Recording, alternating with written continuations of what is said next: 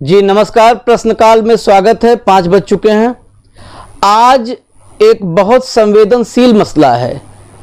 ये सिर्फ बेरोजगारी का मसला नहीं है, उसके साथ मानवीय संवेदनाओं का भी मसला है।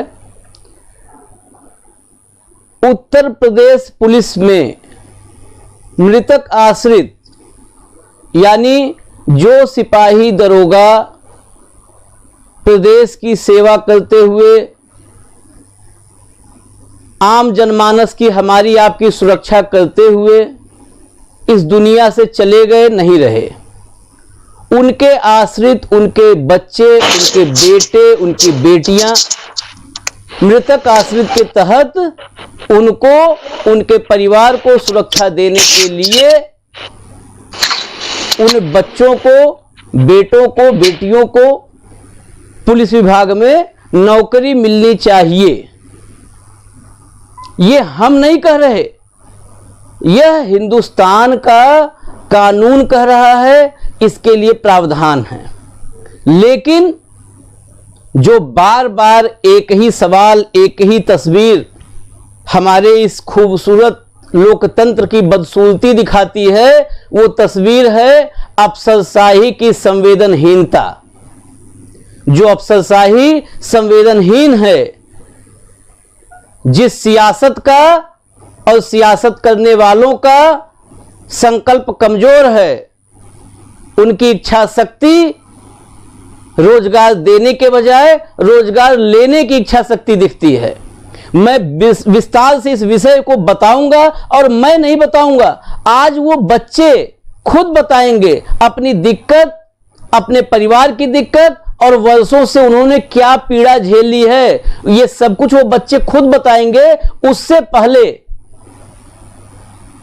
वर्षों से इस पीड़ा को झेलते हुए जो बच्चे चले आ रहे हैं, उन बच्चों के कुछ वीडियोज हमारे पास आए हैं, देखिए आप इस रिपोर्ट में।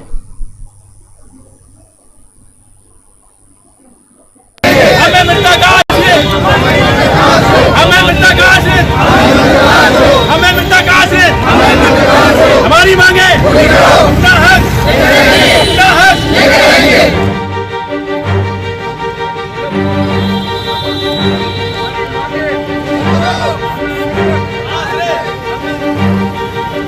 अरे बोलो यार।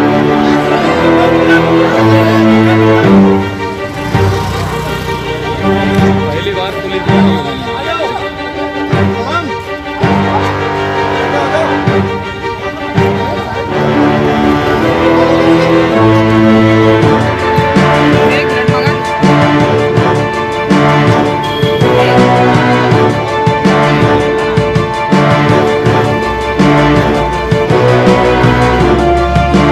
सर, हम लोग मृतक आश्रित अभ्यर्थी हैं। हम लोग के यहाँ 1 जून 2018 से लेके 15 जुलाई 2019 तक की फाइल अधियाचन में ली गई, जिनको 456 में 29 वैकेंसियाँ दी गई हैं यूपीएसआई में। इसके पहले जो मृतक आश्रित अभ्यर्थी होती थी, पूरा ओल्ड नियमावली चलती थी, उसके बाद इन्होंने नियमावली लागू की है। इसमें 442 पद दिए थे इन्होंने 639 बच्चों पर, और इस बार इन्होंने 456 बच्चों पर मात्र 29 पद दिए हैं। और अभी हम लोग जाके, इसके पहले भी हम लोग आए थे, एडीजी सर के पास गए थे। उन्होंने कहा था आपका लेटर हम डीआईजी को फॉरवर्ड कर देते हैं। 2 महीना बीत गया, आज तक उसमें कुछ नहीं किया गया। आज हम लोग डीजी सर के पास आए थे, यहाँ से भी हम लोग को कुछ संतुष्ट जवाब नहीं दिया जा रहा है, और हम लोग बार बार आरटीआई डालते हैं, जिसका कोई जवाब ही नहीं दिया जा रहा है, और कहते हैं जाओ तैयारी करो, जो होना होगा 29 में होगा, नहीं तो कुछ नहीं होगा। और हम लोग शांतिपूर्ण बात रखना चाहते हैं, और कुछ भी सही आश्वासन नहीं दिया जाता है, उल्टी सीधी बातें की जाती हैं। कहते हैं जाओ लेना हो, सिपाही में ले लो, इसमें ले लो, उसमें ले लो।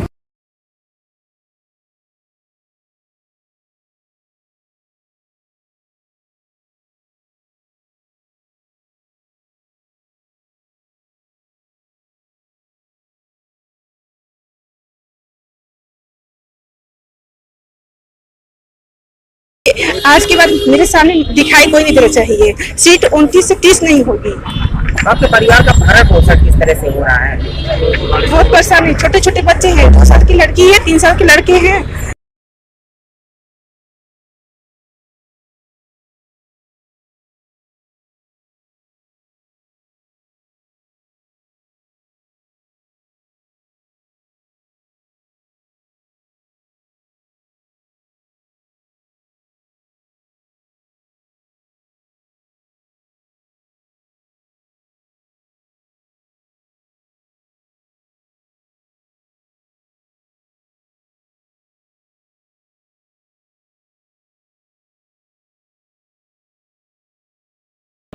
मेरा नाम दीपक कुमार यादव है।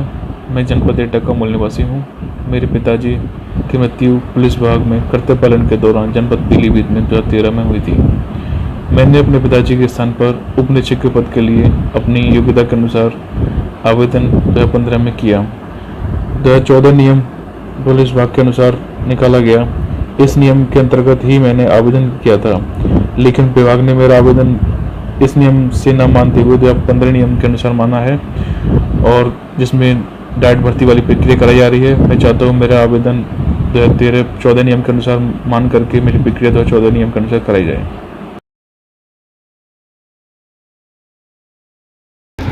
मैं प्रदीप यादव जनपद इटावा का रहने वाला हूं। मैं उत्तर प्रदेश पुलिस का मृतक आश्रित हूं। हमें सरकार द्वारा समय सीमा में छूट नहीं मिल रही है और कई लोगों को शासन ने छूट दी है। हम लोगों के साथ अन्याय हो रहा है। हम लोगों की आर्थिक स्थिति खराब हो चुकी है। अगर हमें जल्द से जल्द नौकरी नहीं मिलेगी तो हम लोगों की आर्थिक स्थिति बहुत खराब हो जाएगी।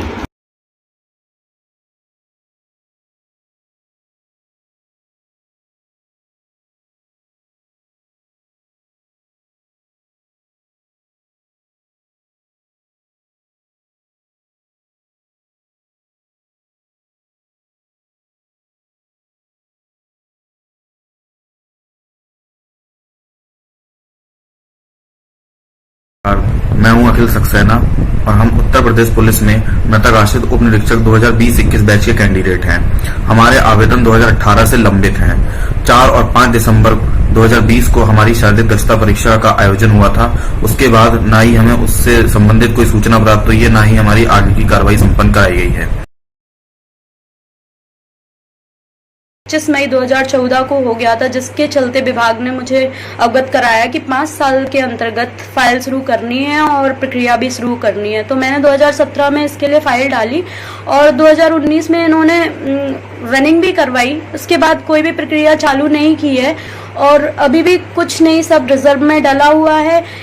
इसके चलते जो हम लोगों के नियम थे वो भी उन्होंने बदल दिए, क्योंकि 2014 में जो नियम थे वो अलग थे और 2016 से इन्होंने नियम बदल दिए कि पेपर होगा, ये होगा, वो होगा, जबकि ऐसा कुछ भी नहीं था। अगर आप कंपनसेशन की नौकरी दे रहे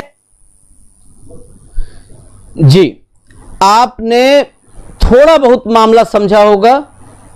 बीच में इनकी आवाज सुनने के बीच बीच में आपको कुछ दस्तावेज दिख रहे थे। उन दस्तावेजों को उनके बारे में आप अभी समझ नहीं पाए होंगे। हमारे साथ जो मेहमान जुड़े हुए हैं, जो इस पीड़ा को झेल रहे हैं, वो बच्चे जुड़े हुए हैं। वो दस्तावेज क्या हैं, क्या परिवर्तन आए हैं और किस चीज की लड़ाई है, ये सब कुछ ये बच्चे खुद समझाएंगे। हमारे साथ लवकुश हैं, मृतक आश्रित उत्तर प्रदेश पुलिस। आशीष शर्मा हैं, मृतक आश्रित उत्तर प्रदेश पुलिस। वैष्णवी दुबे हैं, मृतक आश्रित हैं उत्तर प्रदेश पुलिस। इसके अलावा ब्रजेंद्र सिंह यादव संस्थापक अध्यक्ष हैं पुलिस वेलफेयर के। विवेक पांडे हमारे साथ हैं, समाजवादी पार्टी के युवा नेता हैं और लगातार ऐसे विषयों को उठाते रहते हैं। इसके अलावा राम निवास यादव भारतीय जनता पार्टी के नेता हैं, संगठन से जुड़े हुए नेता हैं, ये भी हमारे साथ जुड़ रहे हैं। सबसे पहले इस पूरे मसले को समझने के लिए लवकुश, मैं सुबह से लंबे लंबे संदेश, इनकी व्यथा, इनके मन में पीड़ा है, इसलिए बहुत लंबे लंबे संदेश इन बच्चों के आए। मैंने जो थोड़ा बहुत समझा वो बताऊं कि एक तो 5 वर्ष के अंदर अगर कोई पुलिसकर्मी, कोई पुलिस का साथी हमारे बीच से चला गया, 5 साल के अंदर मृतक आश्रित में अप्लाई नहीं किया, नाबालिग बच्चा है, छोटा बच्चा है, बाद में किया, 5 साल से ज्यादा का गैप अंतराल आ गया है, तो शासन द्वारा स्वीकृति मिलती है।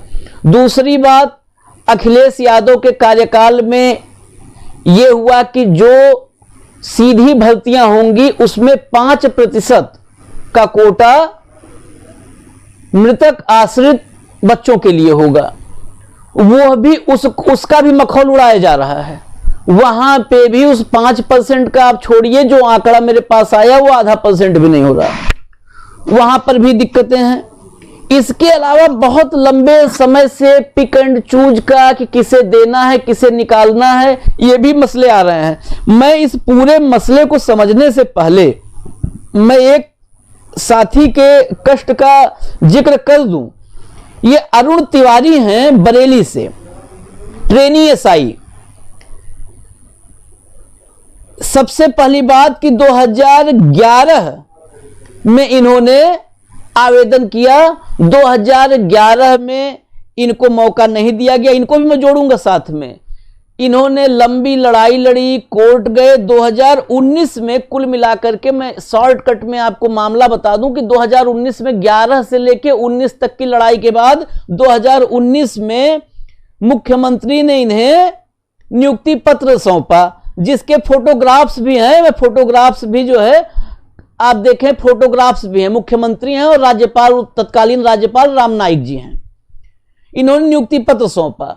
नियुक्ति पत्र सौंपने के बाद 1 महीने के भीतर इनका रीमेडिकल करवा दिया गया, और रीमेडिकल करवाने पर सिर्फ अकेले अरुण तिवारी नहीं, संगीता तिवारी, आरती गौर, सकीना खान, ऐसे कई बच्चे जिनके पिता पुलिस की सेवा किए, पुलिस की वर्दी पहन करके उत्तर प्रदेश की सेवा किए, वर्षों के संघर्ष के बाद नियुक्ति पत्र मिला, 1 महीने बाद रीमेडिकल करवा करके बाहर कर दिया गया। यह स्पष्ट करता है कि नौकरी देने की नहीं, नौकरी रोकने की मंशा है शासन की, यह स्पष्ट करता है। सबसे पहले मैं इस पूरे मसले को समझने के लिए लौकुश के पास चलूंगा। लौकुश, आवाज आ रही है? लौकुश, सबसे पहले अनम्यूट, जो जिसके पास मैं आऊं अपने मोबाइल में नीचे म्यूट अनम्यूट का ऑप्शन है ऑडियो, जिसके पास आऊं वो अनम्यूट कर लिया करे, जिससे सबकी ऑडियो अच्छी आए। लौकुश, आवाज आ रही है? जी सर, जी सर। लौकुश, आप अपनी पूरी बात पूरा क्रमबद्ध तरीके से रखिए, जिससे सब कुछ बिल्कुल उत्तर प्रदेश के दर्शकों के सामने और सत्ता शासन में बैठे अफसर जो इसको नहीं भी समझ पा रहे हैं उनके सामने बिल्कुल साफ हो जाए आईने की तरह से। ये धन्यवाद सर, धन्यवाद सर। नमस्ते सर। जी बोलिए बोलिए। अब सर पहली बार धन्यवाद देता हूँ सर यूसी चैनल का सर, जो पहली बार हमारी इस प्रकरण को उठाया और हम लोगों की आवाज को आगे बढ़ाया सर।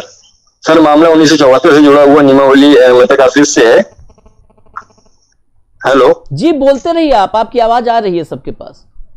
सर जिसके तहत सर मृतक आशीष को नौकरी दी जाती है सर, इसमें हम लोग पूरे उत्तर प्रदेश से समस्त जनपदों से देखा जाए सर, तो इसमें अभी तक सर जैसे मेरे फादर 92 में सॉरी एक्सपायर हुए थे, ऐसे ही सर बहुत सारे मामले हैं सर। 92, कोई सन 2000 में सर, कोई सर 2003, कोई 2010, 2011 सर, बहुत सारे सर हमारे फादर और लोगों के परिवार के लोग सर जो अपने कर्तव्य निष्ठा का पालन करते दौरान सर जो जिनकी मृत्यु हुई सर, वो अभी भी सर भटक रहे हैं सर। हम लोगों को न्याय नहीं मिला सर नौकरी के लिए सर। इसमें तमाम प्रकार के नाना प्रकार के सर नियम और जियो दुनिया भर के सर चीजें लगा दी जाती है। और सर हम लोग सन 92 से प्रयास कर रहे हैं, कोई सर 2000 से प्रयास कर रहा है, कोई सर 2010 से 2002, 2005, 2017 सर बहुत लोग प्रयास कर रहे हैं सर। और अभी तक सर सरकार ने अपने स्पष्ट तरीके से सभी लोगों को लाभ नहीं पहुंचाया सर। दिक्कतें क्या दिक्कतें आती हैं, उन दिक्कतों को बताइए कि कहां पर कैसे मामला उलझ जाता है। ये तो बहुत गंभीर मामला है कि अगर 92 से 94 से जो अपनी नौकरी के लिए पिताजी चले गए तो अपनी नौकरी के लिए संघर्ष कर रहा है, 92-94 से संघर्ष करने वाले का तो बच्चा भी अब नौकरी के लायक हो गया होगा, तो इतना लंबा संघर्ष आखिर कैसे फंसता है? कैसे शासन में सत्ता में बैठे लोग अधिकारी इसको पूरे मामले को कैसे पेचीदा बना देते हैं और आप लोग को नौकरी के उसे प्रक्रिया से दूर रखते हैं? सर एक्चुअली में अच्छा होता है सर कि जैसे कि कोई किसी पुलिस कर्मी के द्वारा किसी पुलिस कर्मी की घटना अगर घटती है, सपोज दैट सर आज घटती है, जैसे मान लीजिए सर उसके परिवार में कोई भी ऐसा कोई एक सदस्य नहीं है जो सर बालिग है, और ना ही कोई उनके परिवार में कोई पढ़ा लिखा हुआ है सर। तो सर क्या होता है कि सर ये बालिग होने के उपरांत जब ये अप्लाई करते हैं सर, तो इस तरह से टाइम बाउंड हो जाता है, जिसमें सरकार कहती है सर 5 वर्ष की समय सीमा के अंदर आपका आवेदन होना चाहिए। अब सर बताइए कि 5 साल के अंदर कैसे आवेदन हो सकता है। अब 5 साल के बाद सर जब आवेदन होता है सर, तो उसमें जांच प्रक्रिया दुनिया भर की चीजें होकर के इसके बाद शासन को प्रस्ताव जाता है उसके लिए। अगर 5 वर्ष के अंदर अप्लाई हुआ है, अगर 5 वर्ष के अंदर कोई सपोर्ट डेट, मान लीजिए कोई पुलिसकर्मी शहीद हुआ या अपने कर्तव्य निष्ठा के दौरान अगर उसकी मृत्यु हो जाती है, और अगर वो 5 साल के अंदर आवेदन कर देता है, उसका बेटा अगर मान लीजिए बालिग है, तो पुलिस विभाग से ही उसको नौकरी मिल जाती है। हालांकि पुलिस हेडक्वार्टर तक उसका प्रस्ताव जाता है और वहीं से उसकी नियुक्ति हो जाती है। मामला यहाँ पर ये है कि अगर टाइम बाउंड हो जाता है, जैसे 5 साल के बाद वो बालिग होता है, 5 वर्ष के बाद वो आता है, तो क्या होता है कि सर उसमें जांच प्रक्रिया करके उसकी नाप तौल और उसका सब कुछ करवा करके उसकी वारिसन जांच, उसकी आय जात निवास सब पूरी 22 बिंदु की जांच हो करके और भी उसके डॉक्यूमेंट जांच हो करके उस प्रस्ताव को मुख्यालय भेजा जाता है, और सर मुख्यालय से शासन को भेजा जाता है अनुमति के लिए, छूट के लिए, 5 वर्ष की समय सीमा बाउंड के में छूट के लिए सर उसके लिए शासन प्रस्ताव जाता है। और शासन उन फाइलों को एक समान उनके साथ एक समान उनके साथ प्रक्रिया नहीं करता है। किसी को नौकरी देते हैं, किसी को नहीं देते हैं। जिन जिन चीजों पर बना हुआ है नियम, किन कारणों पर 5 साल टाइम बाउंड में छूट दी जाएगी शासन के द्वारा, उसको भी वो लोग नहीं देखते हैं और अपने हिसाब से और जिस तरह से अपना करते हैं, लाभ देते हैं। लेकिन सर उसमें सभी को लाभ नहीं होता। देखेंगे आप, अभी आंकड़ा देखिए, उनसे मांगिए सर, आपको पता चल जाए कितने ऐसे परिवार है जिनको अभी तक नौकरी नहीं मिली हुई है सर, बहुत सारे ऐसे परिवार। ठीक, मैं आपके पास आऊंगा। मैं एक बार वैष्णवी के पास चल के इस मामले को और समझना चाहूंगा कि आखिर कहां पर अधिकारी, पुलिस मुख्यालय या ऊपर शासन में जब फाइलें जाती हैं आप लोगों की, तो कैसे क्यों अटका दी जाती हैं, क्यों आप लोगों को आपका हक नहीं मिल पाता है। ये आपसे वैष्णवी में समझूंगा और फिर उसके बाद मैं रामनिवास यादव और ब्रजेंद्र जी के पास, कुमार विवेक जी के पास चलूंगा। वैष्णवी बताइए। नमस्कार सर, क्या मेरी आवाज आ रही है? जी बिल्कुल आ रही है, आप बोलिए। सर मैं पुलिस मृतक आश्रित 2019 की बैच की अभ्यर्थी हूँ जी। सर मैं उस विभाग से की मृतक आश्रित हूँ जो विभाग हर समय फ्रंट लाइन पर रहता है, चाहे वो कोरोना काल हो, चाहे विगत कोई भी जब कैसी कोई भी चीज होती है प्रदेश में, जो सबसे फ्रंट लाइन पर जो विभाग रहता है, मैं उस परिवार की मृतक आश्रित हूँ सर। और उसके बाद क्या होता है कि जब उनके मरणोपरांत क्या किया जाता है, उनके मृतक आश्रितों को इधर उधर भटकने के लिए छोड़ दिया जाता है।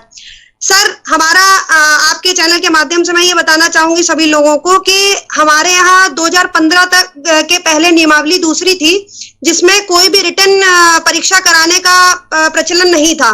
परंतु 2015 की नियमावली के बाद जो संशोधन उसमें किया गया, उसके बाद एसआई के पद के लिए उन लोगों ने रिटन परीक्षा का भी रिटन का भी कराने का भी उन्होंने प्रोसेस शुरू कर दिया। ठीक है जी प्रोसेस शुरू कर दिया। तो सर उसके बाद उन्होंने, जैसे कि आपने अभी पहले हमारे एक अभ्यर्थी जुड़े थे, उन्होंने बताया कि 5% के साथ उन्होंने नियुक्ति करने का वो कहा कि जितनी भी डायरेक्ट वैकेंसी होंगी उसका 5% मृतक आश्रित के लिए रखा जाएगा। तो सर मैं आपके सामने कुछ ऐसे आंकड़े प्रस्तुत करना चाहूंगी जिससे आपको ये पता चलेगा कि ये 5% सिर्फ एक दिखावा है। विभाग को जब मन करेगा, जिसको मन करेगा नौकरी देगा, जिसको मन करेगा नौकरी नहीं देगा। सर 2016, 17 और 18 3 साल का अध्याचन इकट्ठा बनाया गया, जिसमें 639 बच्चों के बीच में 442 पद, जो कि 70% पद बच्चों के जितने अभ्यर्थी के थे उनके सापेक्ष 70% पद दिए गए। सर इसके बाद 18 के बाद 2019 में हमारा बैच आया, जिसमें 456 कैंडिडेटों के बीच में मात्र 29 पद दिए गए, जो कि 6% है, जो कि अभ्यर्थियों के सापेक्ष 6% पद थे। और सर उसके बाद हमारी प्रक्रिया चल ही रही थी, हमारी दौड़ हो ही पाई थी। इसके बाद हमारा अगला बैच आता है जिसमें 370 कैंडिडेट थे और उनको 183 पद दिए गए। सर 50% पद, मतलब अभ्यर्थियों के सापेक्ष 50% पद मिले उन्हें। तो सर वही आप देख रहे हैं, एक बार को 70%, फिर हमारे वालों को 6% पद और उसके बाद 50% पद। सर ये बिल्कुल वैसा ही हो गया जैसे कहीं घना, कहीं मुट्ठी भर चना, कहीं वो भी मना, एक बिल्कुल वही स्थिति बना दी है हमारी। सर इस पर विभाग से पूछा जाए कि ये सब हमारे साथ क्यों किया, तो उनका उत्तर यही होता है कि पद नहीं थे। मतलब कि पद रिक्त नहीं थे हमारे समय पे, भर्ती नहीं आई थी, तमाम तरीके के उल जलूल कारण बताया करते। तो सर ये बताइए कि अभी हाल ही में आपने देखा होगा कि अभी कोरोना काल में जो टीचर्स, जिनकी टीचर्स की डेथ हुई है, तो उनके लिए एक नया सरकार ने एक वर्ड है अधिसंख्य पद। अधिसंख्य पद का जिक्र किया है कि यदि पद नहीं भी है विभाग के पास तो आप अधिसंख्य पदों पर भर्ती करिए। तो सर हमारे भी विभाग की एक नियमावली 1991 की नियमावली ये कहती है कि अगर जैसे कि हम लोगों को पद जो है वो 6% दिए गए, तो यदि इसका मतलब ये है कि हमारे समय पर पदों की भारी रिक्ति, मतलब पदों की भारी कमी है, तो हमें भी उनको अधिसंख्य पदों पर भर्ती करना था। लेकिन सर क्योंकि ये सब विभाग का कार्य वही है कि कहीं पर बहुत ज्यादा 70% पद दे देंगे, कहीं 50% दे देंगे, कहीं पर बिल्कुल ही नहीं देंगे। वैष्णवी ठीक है, मैं फिर आपके पास आऊंगा, कुछ मुझे समझना होगा तो मैं फिर आऊंगा। इस बीच में आप अरुण तिवारी और बाकी जो अभ्यर्थी हैं, मृतक आश्रित हैं, उनको भी कंट्रोल रूम जोड़ते रहिएगा। मैं सबसे पहले रामनिवास यादव जी के पास चलूंगा। रामनिवास यादव जी, वैष्णवी ने जो कहा, उसके पहले लवकुश ने जो कहा, उसमें कुछ बातें और जोड़ दूं। सबसे बड़ी बात यह है कि उत्तर प्रदेश में पुलिस और स्वास्थ्य, ये दो विभाग में कोई कह ही नहीं सकता है, कोई सरकार और शासन या तो लिखित में एक बार कह दे, जारी कर दे कोई सरकार शासन कि उत्तर प्रदेश में पुलिस व्यवस्था में और स्वास्थ्य व्यवस्था में पर्याप्त कर्मी हैं। पुलिस व्यवस्था में तो डीजीपी से लेकर होमगार्ड तक बताता है कि कम पुलिस है, और यूएन से लेकर के और जो है जौनपुर तक बैठा हुआ आदमी, उसको भी पता है कि सिपाही जिस अनुपात में पुलिसकर्मी होने चाहिए जितनी जनसंख्या पे कम है, सबको पता है ये। लेकिन अपने ही विभाग के सेवा कर्मी, उनको कहूंगा पुलिसकर्मी के बजाय, जो अपना सेवा जीवन में दिए और चले गए, उनके बच्चों को दर दर ठोकर क्यों खानी पड़ रही है? यह सवाल इसलिए आपसे है कि आज आप सरकार में है, जिम्मेदार वो भी हैं जो पहले राज कर चुके हैं। रामनिवास यादव। नहीं आशीष जी, निश्चित रूप से तमाम अव्यवस्थाएं थी पिछली सरकारों के द्वारा, लेकिन जब से योगी जी ने सत्ता संभाली है और लगातार पुलिस विभाग हो, सारे विभागों में उसकी व्यवस्थाएं ठीक करने का काम किया जा रहा है।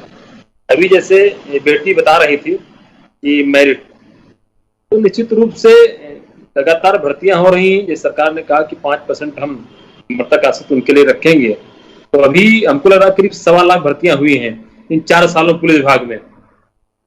तो अगर उसमें सब लोग एलिजिबल होते तो निश्चित रूप से लगभग भर्तियां उसमें मृतक आश्रित हो जाती, लेकिन होता है दरोगा की है, ऊपर पोस्ट की है, भर्तियां कम होती हैं, उसकी पोस्टें कम होती हैं, इसलिए कहीं समस्या आती है। लेकिन फिर भी अगर आपके माध्यम से, बाकी बेटी के माध्यम से, बाकी दूसरे साथी बंधुओं के माध्यम से कोई जानकारी अगर हमारी सरकार को आएगी, निश्चित रूप से हमारी सरकार उस समस्या को दूर करने का प्रयास करेगी। और पुलिस विभाग तो समझिए कि कोरोना काल में भगवान के एक डॉक्टर भगवान रहे और दूसरे हमारे पुलिस के बंधु भगवान रहे, क्योंकि अगर 2 लोग न होते तो आज देश की जो स्थिति होती शायद ही बयां करने में समस्या होती। तो निश्चित रूप से इस दोनों विभाग के लिए और विशेषकर पुलिस विभाग के लिए हमारी सरकार पूरा ध्यान रख रही है, और कहीं कोई समस्या है आपके माध्यम संज्ञान में अगर आएगी, बाकी बेटी है, बाकी साथी हमारे बंधु को लाएंगे, तो हमारी सरकार उस समस्या को दूर करने का प्रयास करेगी। चलिए, आपने ये कहा कि समस्या आएगी तो दूर करने का प्रयास करेंगे, कम से कम ये अच्छी बात है। बाकी समस्याएं कितनी हैं वो भी अभी आपको हम बताएंगे। मैं पहले ब्रिजेंद्र सिंह यादव के पास चलूंगा। ब्रिजेंद्र सिंह यादव, आवाज आ रही है आपको? आप अनम्यूट करिए मोबाइल में नीचे, तब आपकी आवाज आएगी। मोबाइल में ऑडियो खोलिए अपने।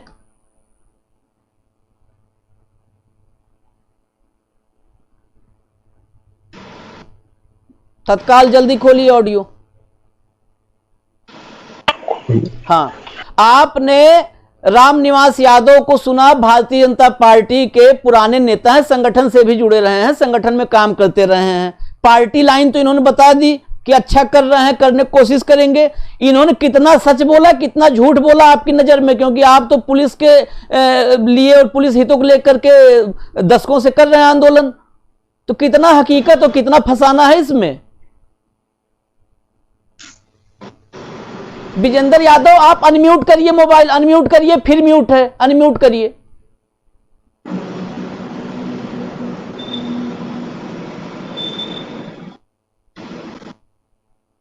नहीं आ रही है, आप नीचे ऑडियो अनम्यूट करिए विजेंद्र यादव। हाँ, अब बोलिए, अब बोलिए। सबसे पहले तो मैं आदरणीय चित्रांशी जी का और यूसी चैनल का कोटि कोट वंदन अभिनंदन करता हूं कि कम से कम इन्होंने मृतक आश्रित बच्चों की आवाज को अपने चैनल के माध्यम से उठाया है। और साथ ही साथ जो हमारे साथ बैठे हुए हैं उनका भी वंदन अभिनंदन करता हूं। और मैं बता देना चाहता हूं कि ये मृतक आश्रितों की लड़ाई सन 2014 में गाजीपुर में हमने 5 अंक वेटेज और इनको कोटा निर्धारित करने के लिए आमरण अनशन शुरू किया था। इसके बाद मैंने तत्पश्चात 18 मार्च 16 को मैंने सारे मृतक आश्रित बच्चों को लेकर के मुख्यमंत्री के आवास घेरवाया था। और इसमें जो है हमको आश्वासन दिया गया था कि हम मृतक आश्रित बच्चों को निश्चित तौर से नौकरी देंगे और इनको 5 अंक वेटेज भी देंगे। लेकिन पिछली सरकार ने कुछ नहीं किया। इसके बाद अब भाजपा सरकार आई। जब भाजपा सरकार आई तो इन्होंने मृतक आश्रित बच्चों के लिए मैंने सिर्फ इतना बोला था कि जो पुलिसकर्मी मुठभेड़ में या किसी कारणवश मारे जाते हैं ड्यूटी के दौरान, उनके परिवार को 50 लाख रुपया उनके बच्चों को नौकरी योग्यता अनुसार दी जाए। और अगर ऐसा नहीं करोगे तो हम लोग विरोध करेंगे। तो इस भाजपा सरकार ने हमको उठा के रासुका लगा दी और रासुका में 1 साल चौका घाट बनारस में बंद कर दिया। अब मैंने बताइए, और मैं पूछना चाहता हूं बीजेपी प्रवक्ता महोदय से कि वो बताएं कि अगर हमने मांग मान ली, हमने मांग मानी है, तो मांग मानने पर रासुका लगा दी जाएगी। नौकरी तो देने तो बहुत दूर की बात हो गई। रहा सवाल अब जैसे कि अकेला भाजपा की, हम उत्तर प्रदेश ही की बात नहीं कर रहे, हमारे सामने एक प्रकरण और आया है जो सीबीआई लखनऊ से संबंधित है, केंद्र सरकार से संबंधित है। लखनऊ सीबीआई के हवलदार सुरेंद्र सिंह ड्यूटी के दौरान मर गए। उनका 4200 ग्रेड विभाग ने अभी तक नहीं लगाया, 2 इंक्रीमेंट अभी तक नहीं लगाए। उनका परिवार, बच्चे भटकते घूम रहे हैं, कहीं लखनऊ सीबीआई तो कहीं दिल्ली सीबीआई कार्यालयों में। और उनके बच्चे को अभी तक करीब 19 में उनकी मौत हुई थी और 1.5-2 साल होने जा रहे हैं। इस दौरान उस बच्चे को अभी तक नौकरी का कोई आश्वासन तक नहीं बीजेपी सरकार ने दिया है। इसके साथ साथ अब आइए उत्तर प्रदेश में। उत्तर प्रदेश के अंदर ये हमारे जो मृतक आश्रित बच्चे हैं, ये जो व्यथा बता रहे हैं बिल्कुल सही बता रहे हैं। मैं आपको एक नमूना देता हूं कि मृतक आश्रित यानी पुलिस कर्मियों का परिवार एमए पास, बीए पास और बीए पास है तो उससे कहते हैं तुम फालवर की नौकरी कर लो। लोग ऐसे थे जिनके घर पे कोई समस्या नहीं, गरीब किस्म के थे। उदाहरण के तौर पे एक नीलम राठौर की फालवर बनाई गई है, वो एमए पास है। अब एमए पास, आपने एमए पास लड़की को फालवर बनाया है, अब उसके घर में समस्या थी, लिहाजा मजबूरी में उसको फालवर बनना पड़ा। तो इस तरह से वैकेंसी पुलिस कर्मियों की भारी कमी है, सब इंस्पेक्टरों की भारी कमी है। तो इसमें अभी हमारी बेटी ने कहा है, वैष्णवी ने, कि इनको अधिसंख्य भर्ती कर लेना चाहिए।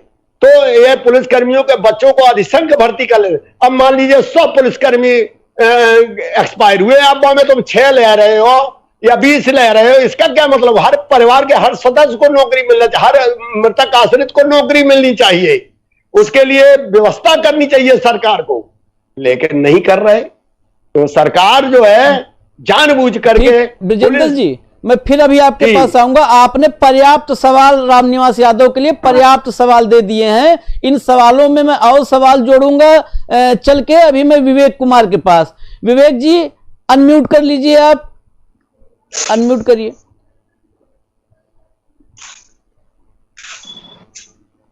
विवेक जी, आपने सुना, सबकी बातें सुनी, वैष्णवी की सुनी, लौकुश की सुनी। अभी आशीष शर्मा हमारे साथ जुड़े हुए हैं और फोन लाइन पर भी एक के बाद एक बच्चे आ रहे हैं। कितना, मैं तो यही सवाल करूंगा कि काफी कुछ ब्रजेंद्र सिंह यादव ने आईना दिखा दिया रामनिवास यादव को। आप इस आईने को और साफ कर दीजिए ताकि जब इस बार मैं जाऊं तो कहीं से दाएं बाएं की बात न कर पाए Ramniwas ji. Audio unmute, audio unmute. Vivek ji audio unmute करिए।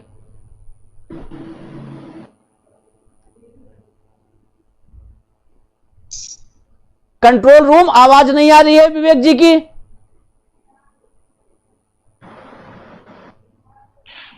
हाँ बोल तो रहे हैं। ऑडियो चेक करवाइए इनकी तुरंत। फोन लाइन पर हमारे एक साथी जुड़े हैं, तब तक मैं उनसे सवाल लेता हूं। फोन लाइन पर हमारे एक साथी जुड़े हुए हैं इसी पीड़ा से, मृतक आश्रित की पीड़ा से। जी आप अपनी बात कहिए।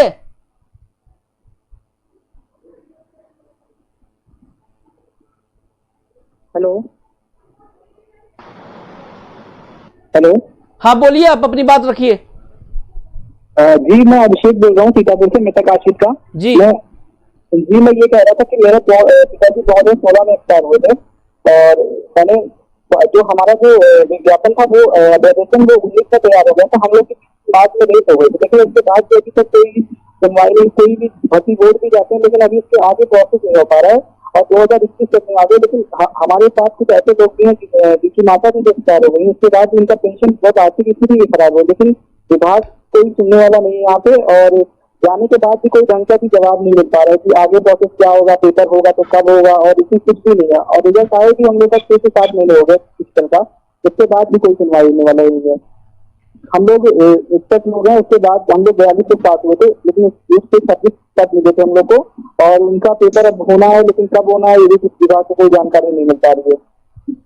ठीक है कंट्रोल रूम, इसके बाद आप अरुण तिवारी बरेली से उनको भी जोड़िए क्योंकि उनका सवाल लेकर के ही मैं जाऊंगा रामनिवास जी के पास। अब इनकी विवेक जी की आवाज आ रही है क्या? आपकी आवाज अभी भी नहीं मिल रही है विवेक जी। कंट्रोल रूम,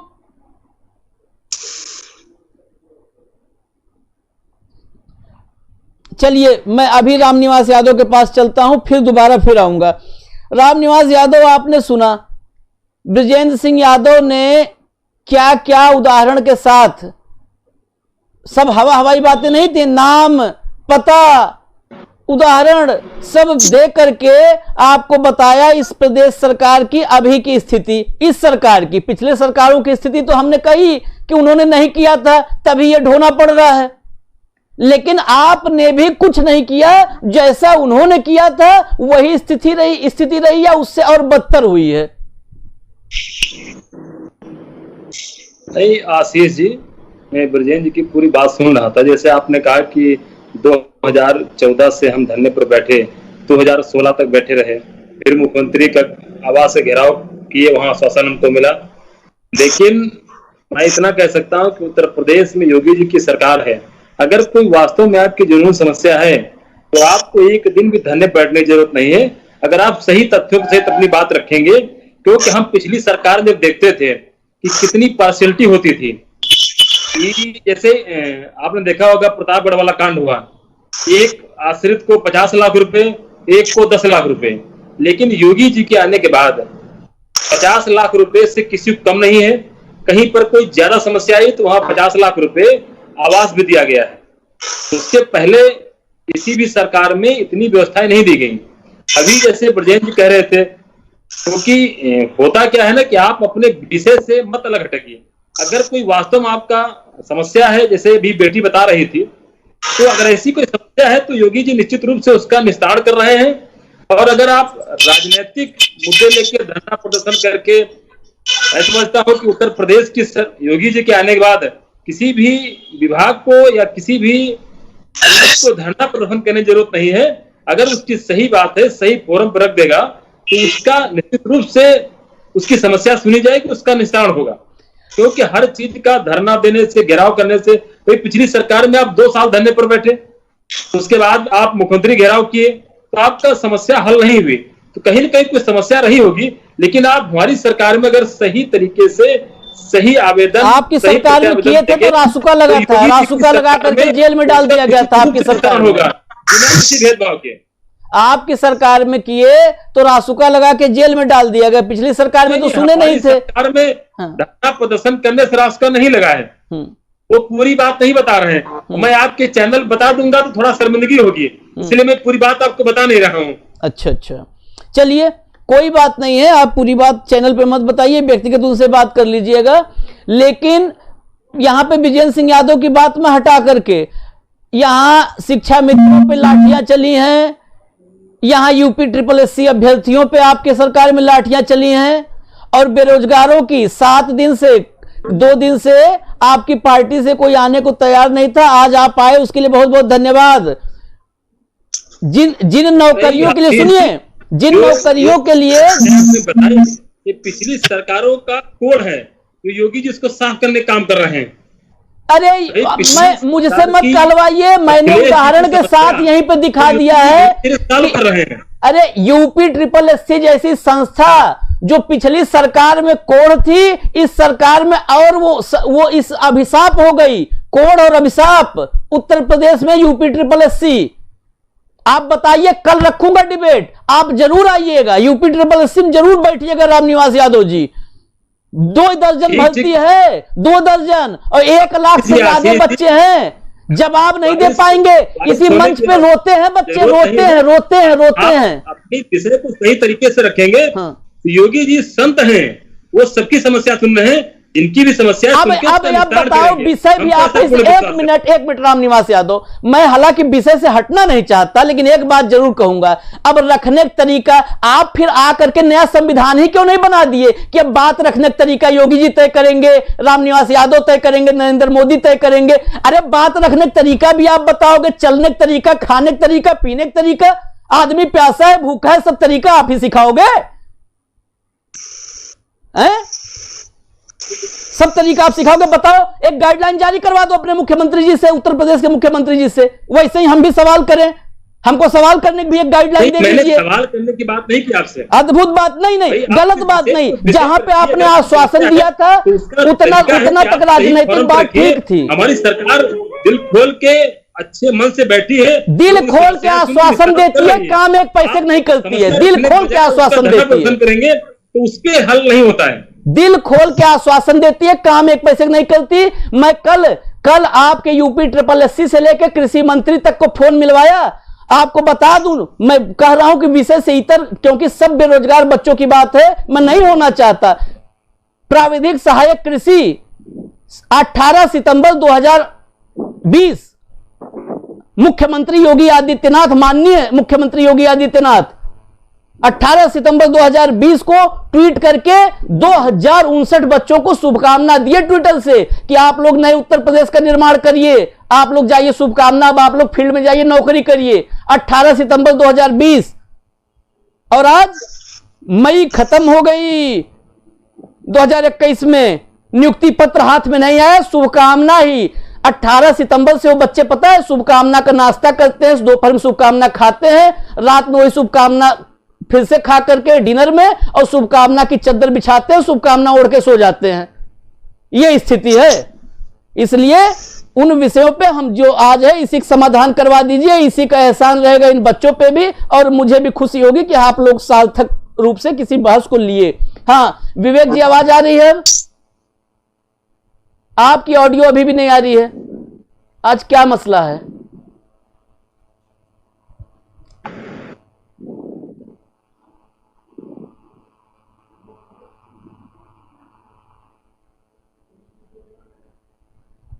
नहीं, ऑडियो आपकी अभी भी नहीं आ रही है। अभी भी नहीं आ रही है। कौन? मयंक पाल। मयंक पाल फोन पे हैं जी, कहिए अपनी बात कहिए आप। हेलो हेलो, हाँ बोलिए बोलिए। सर मेरा नाम मयंक कुमार है, मैं मृतक आश्रित अभ्यर्थी हूँ जी सर, प्लाटून कमांडर के लिए। जी सर हमको जो है 26 वैकेंसी दी गई है 61 कैंडिडेट से। रनिंग करवाई गई सर, 42 कैंडिडेट पास हैं। उसके बाद सर कोई प्रक्रिया ही नहीं आगे बढ़ी। ठीक है रामनिवास जी, सुनिएगा एक एक बच्चे का आपका ही सुनना जरूरी है। यहाँ पे समाधान आप ही करवाएंगे, मैं आप ही पूछूंगा। हाँ ध्यान से सुनिए इन बच्चों को। सर मेरे फादर 13 में एक्सपायर हुए हैं, 15 में मेरी माता जी एक्सपायर कर गए। सर आर्थिक और मानसिक हम लोगों को पीड़ा दी जा रही है। बस अब रुक जाइए रामनिवास जी, सुनिएगा। मैं अभी फिर आपके पास आ रहा हूं एक आध सवाल और लेकर के। माता भी पिता पहले नहीं रहे दुनिया में, बस संवेदनाओं को, राजनीतिक संवेदना को जिंदा रखिएगा, सब समाधान निकल जाएगा। दिक्कत है संवेदनाएं खत्म हो गई। पिताजी पहले नहीं रहे, फिर माताजी भी चली गई दुनिया से। बिना माँ बाप के जो है सर पे हाथ रहे, धक्के खा रहे हैं जगह जगह पे। 4.5 साल की सरकार ये भी पूरी हो गई। इतना ही संवेदना होता तो यहाँ पे ऐसा कोई पीड़ित फोन पर नहीं जुड़ता, ना कोई लाइव बैठता, ना कोई वैष्णवी होती, ना कोई मयंक पाल होता। सब सुखी होते, सब खुश होते। हाँ विवेक, अब आ रही आवाज आपको?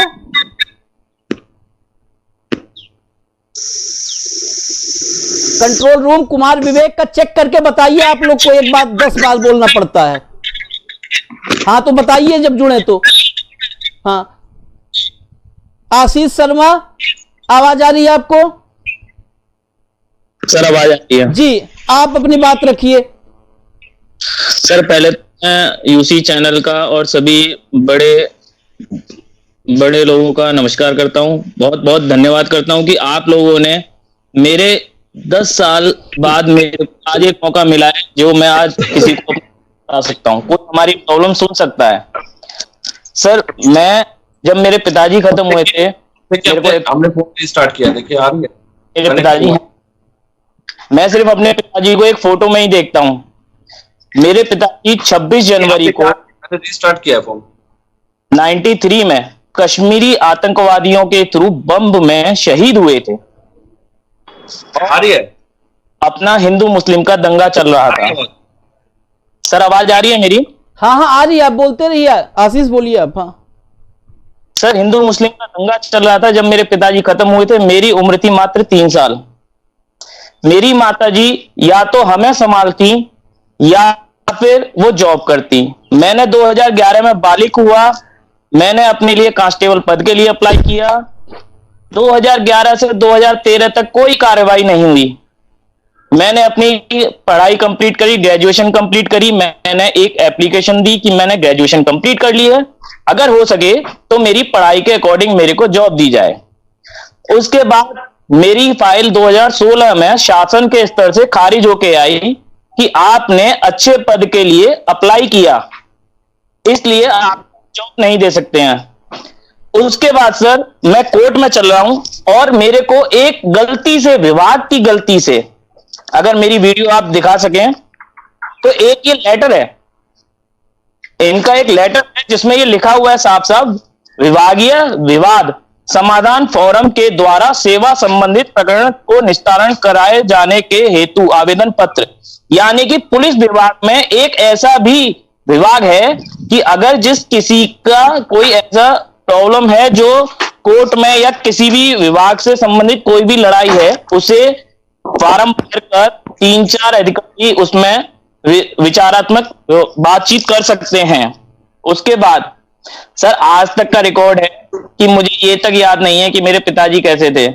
और आज अभी मैंने अपने पिताजी का लास्ट में कुछ पेपर थे, उसमें मेरे को पता चला कि जब मेरे पिताजी के जो साथ बात कर रहे हैं उन्होंने आपके कॉल को।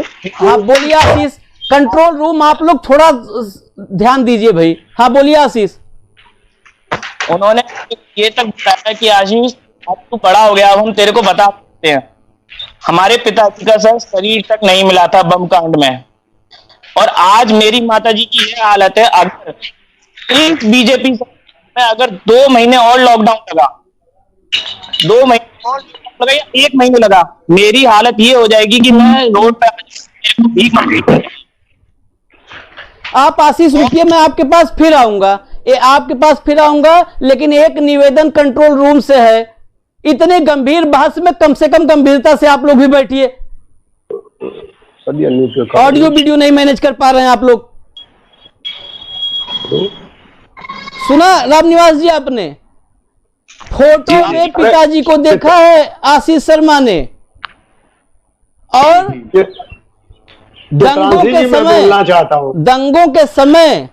मैं जी आपके पास, दंगों में सर मेरी आवाज आ रही है? जान गई थी, हाँ अब आ रही है विवेक जी। दंगों में जान गई थी, डेड बॉडी भी नहीं मिली थी और नौकरी भी नहीं मिल रही है। और 2 महीना उस बच्चे का आपने सुना, 2 महीना और अगर रह गया तो सड़क पे आ जाएंगे, खाने कब लाले पड़ चुके हैं जी। बताइए, ये विभाग की संवेदना है? अगर ऐसी संवेदना है तो ऐसी संवेदना का अंतिम संस्कार कर देना चाहिए। वो सरकार का, सिस्टम का, विभाग का किसी संवेदना, अगर इसी संवेदना कहते हैं। हाँ विवेक जी आप बोलिए, अब तक आप बोलने का मौका नहीं पाए, बोलिए। मैं अपने सारे भाई बहनों को धन्यवाद देता हूं कि आज आप लोगों ने इस ज्वलंत विषय को इस तरह से निर्भीक होकर के सामने राष्ट्रीय मंच पर रखने की हिम्मत और हौसला दिखाने का प्रयास किया है। दूसरी बात, अब मैं चलूंगा, मैं इस विषय का बिल्कुल राजनीतिकरण नहीं करूंगा, मैं आपसे वादा करता हूं। लेकिन रामनिवास यादव जी, जो आप अभी कह रहे थे कि धरना देना या बात को रखने का एक जो एसओपी आप पढ़ा रहे थे, जरा आप बता दीजिए कि जब आप सरकार में नहीं थे तो आपकी एसओपी, आपको धरना देने का परमिशन, वो एसओपी कहां आपने छुपा के रख दिए जिसके माध्यम से आप लोग सड़कों पे दिखाई देते थे? आज अगर बच्चे आपके माननीय संत योगी जी के द्वार पे जाते हैं कि हमें नौकरी दे दीजिए, तो आप ही के योगी जी के निर्देश पे उन बच्चों पे लाठियां चलती हैं, तब उनके अंदर योगी का आचरण नहीं दिखाई देता। और सबसे बड़ी बात, इस मंच के माध्यम से पूरे उत्तर प्रदेश नहीं भारत के युवाओं तक ले जाना चाहता हूं कि देखिए हास्यप्रद माहौल बनना शुरू हो गया उत्तर प्रदेश में। कैसे? उत्तर प्रदेश में सेवा काल के दौरान मृत शिक्षकों के उन आश्रितों को जो शिक्षक पात्रता परीक्षा उत्तीर्ण नहीं है लेकिन स्नातक योग्यता रखते हैं सर, उन्हें अधिसंख्य पद सृजित कर लिपिक सहायक, कनिष्ठ सहायक की नौकरी देगी उत्तर प्रदेश सरकार। बहुत अच्छी बात है। लेकिन इसी क्रम में डॉक्टर सतीश चंद्र द्विवेदी जी ने क्या कहा है? उच्च शिक्षित युवाओं के साथ यह नाइंसाफी थी जिसे अब विभाग दूर कर रहा है। तो मैं हाथ जोड़ करके बड़े निवेदन के साथ रामनिवास यादव जी पूछना चाहता हूं कि आपके जो माननीय सतीश चंद्र द्विवेदी जी अब सो करके जागे हैं, जरा वो मुझे बता दे कि वो 12,460 शिक्षकों की भर्ती क्यों ना हो पाई? 69,000 शिक्षक भर्ती में तो आपके यहां फिर घोटाला निकल गया। उसके अलावा 4,000 उर्दू शिक्षकों की भर्ती पे, जिसमें कि 12,460 शिक्षकों की पैरवी ही नहीं की सरकार ने, उर्दू शिक्षकों की भर्ती ना हो इस वजह से सुप्रीम कोर्ट तक पैरवी करने चली गई। ये जो जुमलेबाजी वाली राजनीति है, पहली बात तो इस मंच पे मैं यहां बैठा हूं, करिएगा ना, प्रयास भी ना करिएगा। बच्चों की बातें हैं, संवेदनशील विषय पे डिबेट करते हैं। अगर आप समाधान निकालने की दिशा में चलिए, मैं समाधान निकालने के साथ चलता हूं। अब विषय पे आता हूं। देखिए, यूपी एसआरसीटीसी में नौकरी देने के लिए वर्ष 2003 पे जो रोक लगी थी, वो भी हमारी सरकार में अखिलेश यादव जी ने हटाई थी, मृतक आश्रितों को नौकरी देने के लिए। राजनीति करेंगे ना, अब आप सुनिए राजनीति मुझसे। 1200 आश्रित इसमें लाभान्वित हुए थे। और इसके साथ इसी क्रम में अभी जो वैष्णवी बहन ने बताया, उसका अगर आपको गणित का ज्ञान हो तो आपको पता होना चाहिए कि 70% बहन ने बताया था और 456 के सामने 29 मतलब 0.29% आपने सृजित किए पद। और आपने क्या कहा था कि सबसे ज्यादा भर्तियां हुई। आपकी भर्ती की पोल मैं खोलता हूं, सुनिए आप मेरे मुंह से। आपने 2486 दरोगाओं को ट्रेनिंग देकर के 1 साल से घर पे बिठा रखा है। सब इंस्पेक्टर की ट्रेनिंग लेकर के वो बच्चे घर बैठे हैं। और आपके योगी जी ने पुलिस स्मृति दिवस पे उन आंकड़ों को जोड़ करके घोषणात्मक रूप से वाहवाही लूट ली। ये जो आप उत्तर प्रदेश के युवाओं के साथ खिलवाड़ कर रहे हैं, तो मैं आपको बड़ी जिम्मेदारी से बता दूं, ये मुद्दा उत्तर प्रदेश के भविष्य से जुड़ा है। यह मुद्दा इन युवाओं के लिए नहीं लड़ा जा रहा है, यह मुद्दा इन युवाओं के परिवारों के लिए लड़ रहा हूं मैं। मेरा व्यक्तिगत हित इनके परिवारों से है। और आप जो आकर के यहां पे छवि सुधार का कार्यक्रम चला रहे हैं, आंकड़े जुड़वा दूंगा तो आपके 1 लाख आंकड़े तो यही बैठे बैठे कब हो जाएंगे इसी मंच से। जो 3.25 लाख आपने जोड़े हैं, 1 लाख कम करवा दूं बोलिए बैठे बैठे 69,000, 12,460, फिर उसके बाद आपके जोड़ लीजिए एसआई के 4,000 उर्दू भर्ती, 23,000 आपके गणित विज्ञान के, आज तक अपॉइंट ना कर पाए, 1 लाख आपके कम हो गए। करिए राजनीति बैठ करके। उत्तर प्रदेश के युवाओं के साथ मजाक कर रखी है आपकी सरकार ने। नौकरी मांगने जाते हैं तो लाठियां चलवाते हैं आप। पुलिस ऐसा सलूक करती है जैसे लगता है कि अपराधी पकड़ के लेके जा रहे हैं आप। अरे थोड़ी सी मानवता और शर्म होती तो कम से कम नीचे उतर के आते, इतना ही बोल देते कि बेटा ऐसा है कि बच्चों मैं तुम लोगों की समस्या को देखने के लिए कह रहा हूं अधिकारियों से।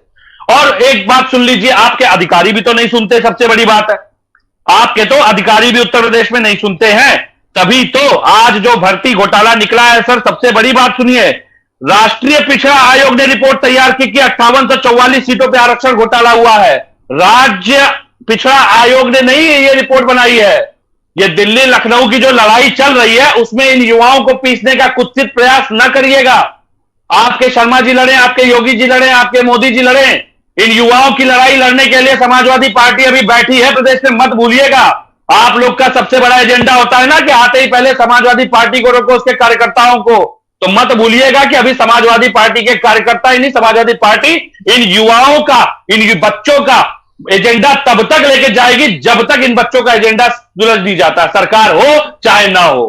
हम जमीन से जुड़े लोग हैं, हम जमीनी हकीकत पे लड़ेंगे और लाठियां अगर चली तो याद रखिएगा सरकार पलटने के बाद फिर लाठियां चलेंगी।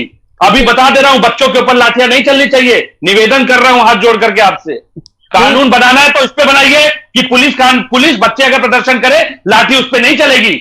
आप ये मत समझाइए कि धरना प्रदर्शन कैसे किया जाता है, किस तरीके से मांगों को रखा जाता है। याद करिए अपने वो दिन जब सिलेंडर और गैस की चूड़ियां लेकर के बैठते थे सड़कों पे। ठीक पहले अपना इतिहास देखिए। मैं उसी विषय पर अभी रामनिवास जी के पास जा रहा हूं, लेकिन मूल विषय से हमें नहीं दाएं बाएं जरा नहीं होना है। मूल विषय जो इन बच्चों भी बोलने का मौका दो चित्रांशी जी। हाँ, मुझे भी बोलने का मौका दो। हाँ, अब विजेंद्र जी आप बोलो तभी हम जाएंगे रामनिवास जी के पास। आप बोलो जी। मैं रामनिवास जी प्रवक्ता भाजपा को बता देना चाहता हूँ। रामनिवास भाई विजेंद्र जी को सुन लो। हाँ बोलो विजेंद्र जी। हाँ, पुलिस विरोधी है और इन्होंने ये इनके पास एक हथियार है, यानी मच्छर से लेकर के डायनासोर तक को मारने के लिए एक ही हथियार इनके पास है, मात्र एनएसए। अब इन्होंने अपना जो बता रहे पुलिसकर्मी का लड़का था वो वहां नेतागिरी करता था गोरखपुर में इनके क्षेत्र में, उसने जो है जिला परिषद में अपनी मर्जी से इन्होंने टिकट नहीं दिया तो वो लड़ गया, उसको भी एनएसए लगा दिया इन्होंने। अभी ये कह रहे थे कि मैं मंच पर नहीं बताऊं। बताइए मंच पर मैं प्रार्थना करता हूं भाजपा प्रवक्ता महोदय के करवत प्रार्थना, मंच पर बोलिए। आप कह रहे हो कि धरना प्रदर्शन it is my fundamental right, मौलिक अधिकार है अपनी आवाज को उठाने के लिए। इसमें क्या बात है? धरना प्रदर्शन भी किया जाए। और मैं बता देना चाहता हूं तुम्हारी सरकार को उठा के 22 में गिरा दूंगा, मैं स्टाम्प पे लिखा लो। ये पुलिसकर्मी परिवारीजन एकजुट होकर के ये मैं मंच बना चुका हूं तुम्हारे खिलाफ और योगी जी के खिलाफ ब्रजेंद्र सिंह यादव लड़ेंगे मुकदमा। मेरे रक्षक दल मोर्चा पार्टी बना दी है, पूरे देश के वर्दीधारी और केंद्र के लोगों को एकत्रित कर लिया है। समझ लो, ये जान लो अच्छी तरह से। जो इस तरह से कह रहे मंच पे बोल दूंगा मैं, मंच पर बोलिए ना, मंच पर क्या बोलना चाहते हो बोलिए, मंच पर मैं सुनना चाहता हूँ, प्रार्थना कर रहा हूँ, जरूर बोलो मंच पर और मैं सुनूंगा, जवाब दूंगा। रुकिए विजन जी रुकिए।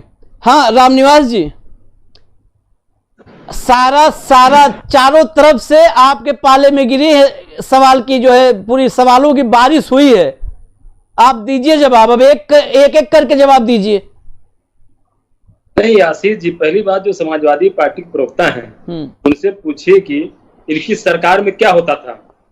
अरे आप अपनी सरकार का बताइए, फिलहाल तो आप चला रहे हैं ना। दलाली करते थे, दलाल तो आपके मंत्री जी यादव जी, इसीलिए तो उनको हटा दिया था। द्विवेदी जी 2 दिन पहले दलाली की वजह से ही सामने इतना बड़ा विषय लेकर के खड़ा हो गए। आप बच्चों के मुद्दे पे बात करिए, इनको नियुक्ति पत्र कब मिलेगा? आप बच्चों को नियुक्ति पत्र कब दे रहे हैं? ईमानदारी से भर्तियां हो रही हैं, लोग बिना पैसे की भर्तियां हो रही हैं। यूपीएसएससी की एक भर्ती की नियुक्ति बता दीजिए, अपनी सरकार के यूपीएसएससी की एक नियुक्ति बता दीजिए। जो एक सप्ताह झगड़ा चला था समाजवादी पार्टी कार्यालय पर, उसी बात का वसूली का झगड़ा था, उसको भी देखिए। और आप जैसे लोग, आपके दिल्ली और उत्तर प्रदेश का झगड़ा किसने, ये जो छिड़ा हुआ है, ये जो छिड़ा हुआ है, नहीं नेतागिरी कोई किसी से पूछ के नहीं करता है। जनता दी है, मुद्दे ना भटकाइए, बच्चों की बात करिए। नियुक्ति रामनिवास यादव और विवेक कुमार दोनों लोग से हाथ जोड़ के निवेदन है कि वैष्णवी की बात करिए, आशीष की बात करिए, लौकिक की बात करिए, अरुण तिवारी की बात करिए, वो बताएं, इन बच्चों की बात करिए, हाथ जोड़ के निवेदन है। आप नियुक्ति पत्र कब दे रहे हैं बताइए? रामनिवास यादव जी, इन बच्चों की बात करिए, इन बच्चों की बात करिए। अरे बच्चों को देखिए, नेताओं को छोड़िए, नेताओं को छोड़ दीजिए, बच्चों को देखिए। बच्चों को नियुक्ति पत्र कब दे रहे हैं? अरे बताइए, बच्चों को नियुक्ति पत्र कब देंगे भाई? अरे जांच गई आपकी, तेल लगाने, आपकी जांचों को हम नहीं मानते, आपकी जांचों की रिपोर्ट कभी नहीं आती भाई। आपकी सरकार का था। अरे बच्चों की नियुक्ति बताइए, 2486 दरोगा नियुक्त कब कर रहे हैं? 2017 में हमको जनता ने जनादेश दिया। अरे सर, ये तो राजनीति, ये तो आ गए। अरे 17 से रामनिवास भाई 22 आ गया, 17 से 22 आ गया। बच्चों को जवाब दो, आप आचरण नहीं चेंज होगा। आप बच्चों से ही बात करवाइए सर, हमसे तो ये पार्टी लाइन की बात करते हैं। आप विवेक जी, आप रुकिए रुकिए रुकिए रुकिए रुकिए, विवेक जी रुकिए, बच्चे डायरेक्ट बात करें। सारे भाइयों से अपील करता हूँ। रामनिवास यादव आप रुको रुको रुको रुको, आप रुको, आप राजनीतिक बातें नहीं। वैष्णवी आप रामनिवास यादव से सवाल पूछिए, सीधा सवाल पूछिए। बेटी का दर्द है, उनका कोई विषय है बताइएगा, मैं निस्तारण कराने का प्रयास करूंगा, चाहे मुझे मुख्यमंत्री से मिलना पड़े, चाहे जिससे मिलना। हाँ वैष्णवी बोलो, बेटी की बात को सुन के इसका निस्तारण कराने का प्रयास करूंगा। बोलो वैष्णवी बोलो। देखिए सर, हमारे लिए तो ये हमारी पूरी जिंदगी की बात है। सरकारें तो आती 5-5 साल के लिए आती हैं जाती हैं, लेकिन हम लोग तो यहाँ पर अगर बेरोजगार हो गए, हम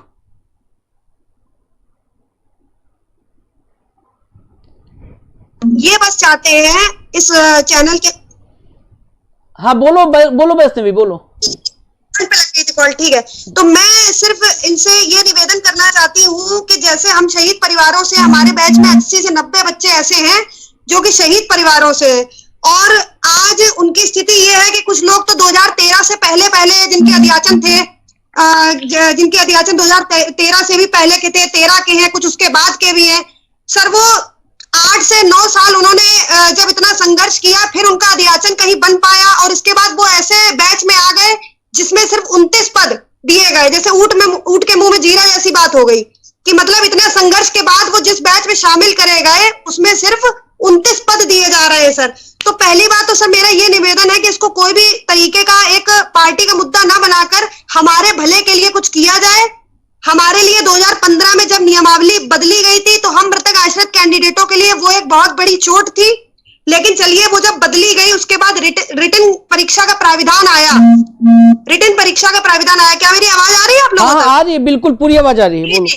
तो उसके बाद रिटन परीक्षा का प्राविधान कराया गया कि उप निरीक्षक, हम सबको उप निरीक्षक नहीं बना सकते हैं, हमें योग्य दरोगा चाहिए। तो सर पहली बात तो अगर आप किसी को कंपैशनेट अपॉइंटमेंट दे रहे हैं तो आपको इतनी तरीके की योग्यताएं नहीं रखनी चाहिए, और यदि आप रख रहे हैं, रिटन परीक्षा करा रहे हैं, तो सर कम से कम उसको उचित पदों पर कराएं।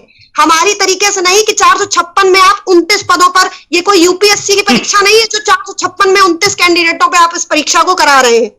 तो सर मेरा आपसे बहुत विनम्र निवेदन है आपके चैनल के माध्यम से कि हमारे लिए या तो जिस तरीके से अध्यसंघ पदों पर शिक्षक की भर्ती पद न होने पर, रिक्तियां न होने पर कराई जा रही हैं, उस बेसिस पर हमें नियुक्त किया जाए। नहीं तो हमारी परीक्षा जो है वो 29 पदों पर तो नहीं कराकर कम से कम हमें इस प्रकार पद दिए जाएं जो कि जो विगत वर्षों या आगे के वर्षों में बच्चों को 70% 50% पद दिए गए उसके अनुरूप हो। सर बस इतना ही कहना है मेरा। हमारे साथ और कृष्णकांत पांडे हैं, शायद नाम कृष्णकांत है। कृष्णकांत आवाज आ रही है? कृष्णकांत आवाज आ रही है? जी आप रामनिवास जी बैठे हैं, ये यहाँ कह रहे हैं कि मैं इस मामले को लेकर चाहे मुख्यमंत्री तक जाना पड़े जाऊंगा। रामनिवास जी से आप जो कहना चाहते हैं कहिए। जी जी सर, पहले तो बहुत बहुत आभार यूसी न्यूज चैनल का और आशीष सर आपका भी, क्योंकि सर मेरी आवाज आ रही है क्या? जी जी, आप बोलते रहिए, आप अपनी बात। क्योंकि सर आपने हमारे इस मुद्दे को उठाया और हमारी पीड़ा को बिल्कुल सबके सामने आपने ये लाके रख दिया है। अभी रामनिवास सर से हम यही कहना चाहेंगे कि अभी हाल से पहले की बात मैं करता हूँ, 2019 की बात करता हूँ। 2019 में हमारा जब दौर हुआ, उसके बाद हम लोग 16 मार्च 2020 को भर्ती बोर्ड के डीजी साहब के पास गए, ज्ञापन दिए। तो उन्होंने कहा कि हम फालवर की नौकरी तुमको देंगे, तुम लोगों को जो भी हम लोग तो है सर, हम लोग ग्रेजुएट पास हैं, तो शहीद की विधवाएं भी उसमें थी। तो उन्होंने कहा कि नहीं, फालवर की नौकरी जो है आप लोगों को लेना है तो लीजिए, वरना फिर ये घर पहुंचिए, घर पहुंचते ही आप लोगों का एग्जाम करा देंगे। और 19-20 के बाद से आज तक एग्जाम हुआ नहीं, वैसे ही पेंडिंग मामला है। मतलब वो 29 को भी नहीं दिए हैं नियुक्ति, किसी को भी नहीं दिए हैं। इसके बाद स्थिति फिर ये आती है कि 21 अक्टूबर 2020 को पुलिस स्मृति दिवस के दिन माननीय मुख्यमंत्री जी कहते हैं कि 566 मृतक आश्रित पदों पर हम जो है नियुक्ति करा रहे हैं, उप निरीक्षक नागरिक पुलिस की। लेकिन स्थिति ये आती है कि जमीनी हकीकत ये रहती है कि केवल 29 पदों पर चलता रहता है, और उसके 1 वर्ष के बाद फिर वही होता है कि 183 पद और दिए जाते हैं। फिर उसके बाद अभी हाल फिलहाल में 5 मार्च 2020 को गोरखपुर में माननीय मुख्यमंत्री जी से हम और हमारे साथ 4 शहीद की विधवाएं और जो हमारे साथी थे, वो सभी लोग उनसे मुलाकात की और अपना ज्ञापन दिए। माननीय मुख्यमंत्री जी ने उस समय भी आश्वासन दिया कि हम आप लोगों का पत्र देखते हैं, निस्तार करवाते हैं। और आज भी इतने माह बीत चुके हैं, अब तक कुछ भी नहीं हुआ है, वैसे का वैसे ही मामला पेंडिंग है। तो रामनिवास जी से हमारा यही कहना है कि आप अब किस तरीके से अपनी बात हम रखें कि हमारी बात की सुनवाई हो। अभी आपने डिबेट के शुरू में आपने ये बात बोला कि तरीका सही होना चाहिए, तो तरीका तो यही न लीगल हो सकता है। अब इससे बेहतर तरीका क्या होगा रामनिवास जी, अब बताइए। बेचारे ये बच्चे, हाँ ज्वाइन करवाइए इनको। चले गए हैं रामनिवास जी, ऐसे ही भागेंगे सर।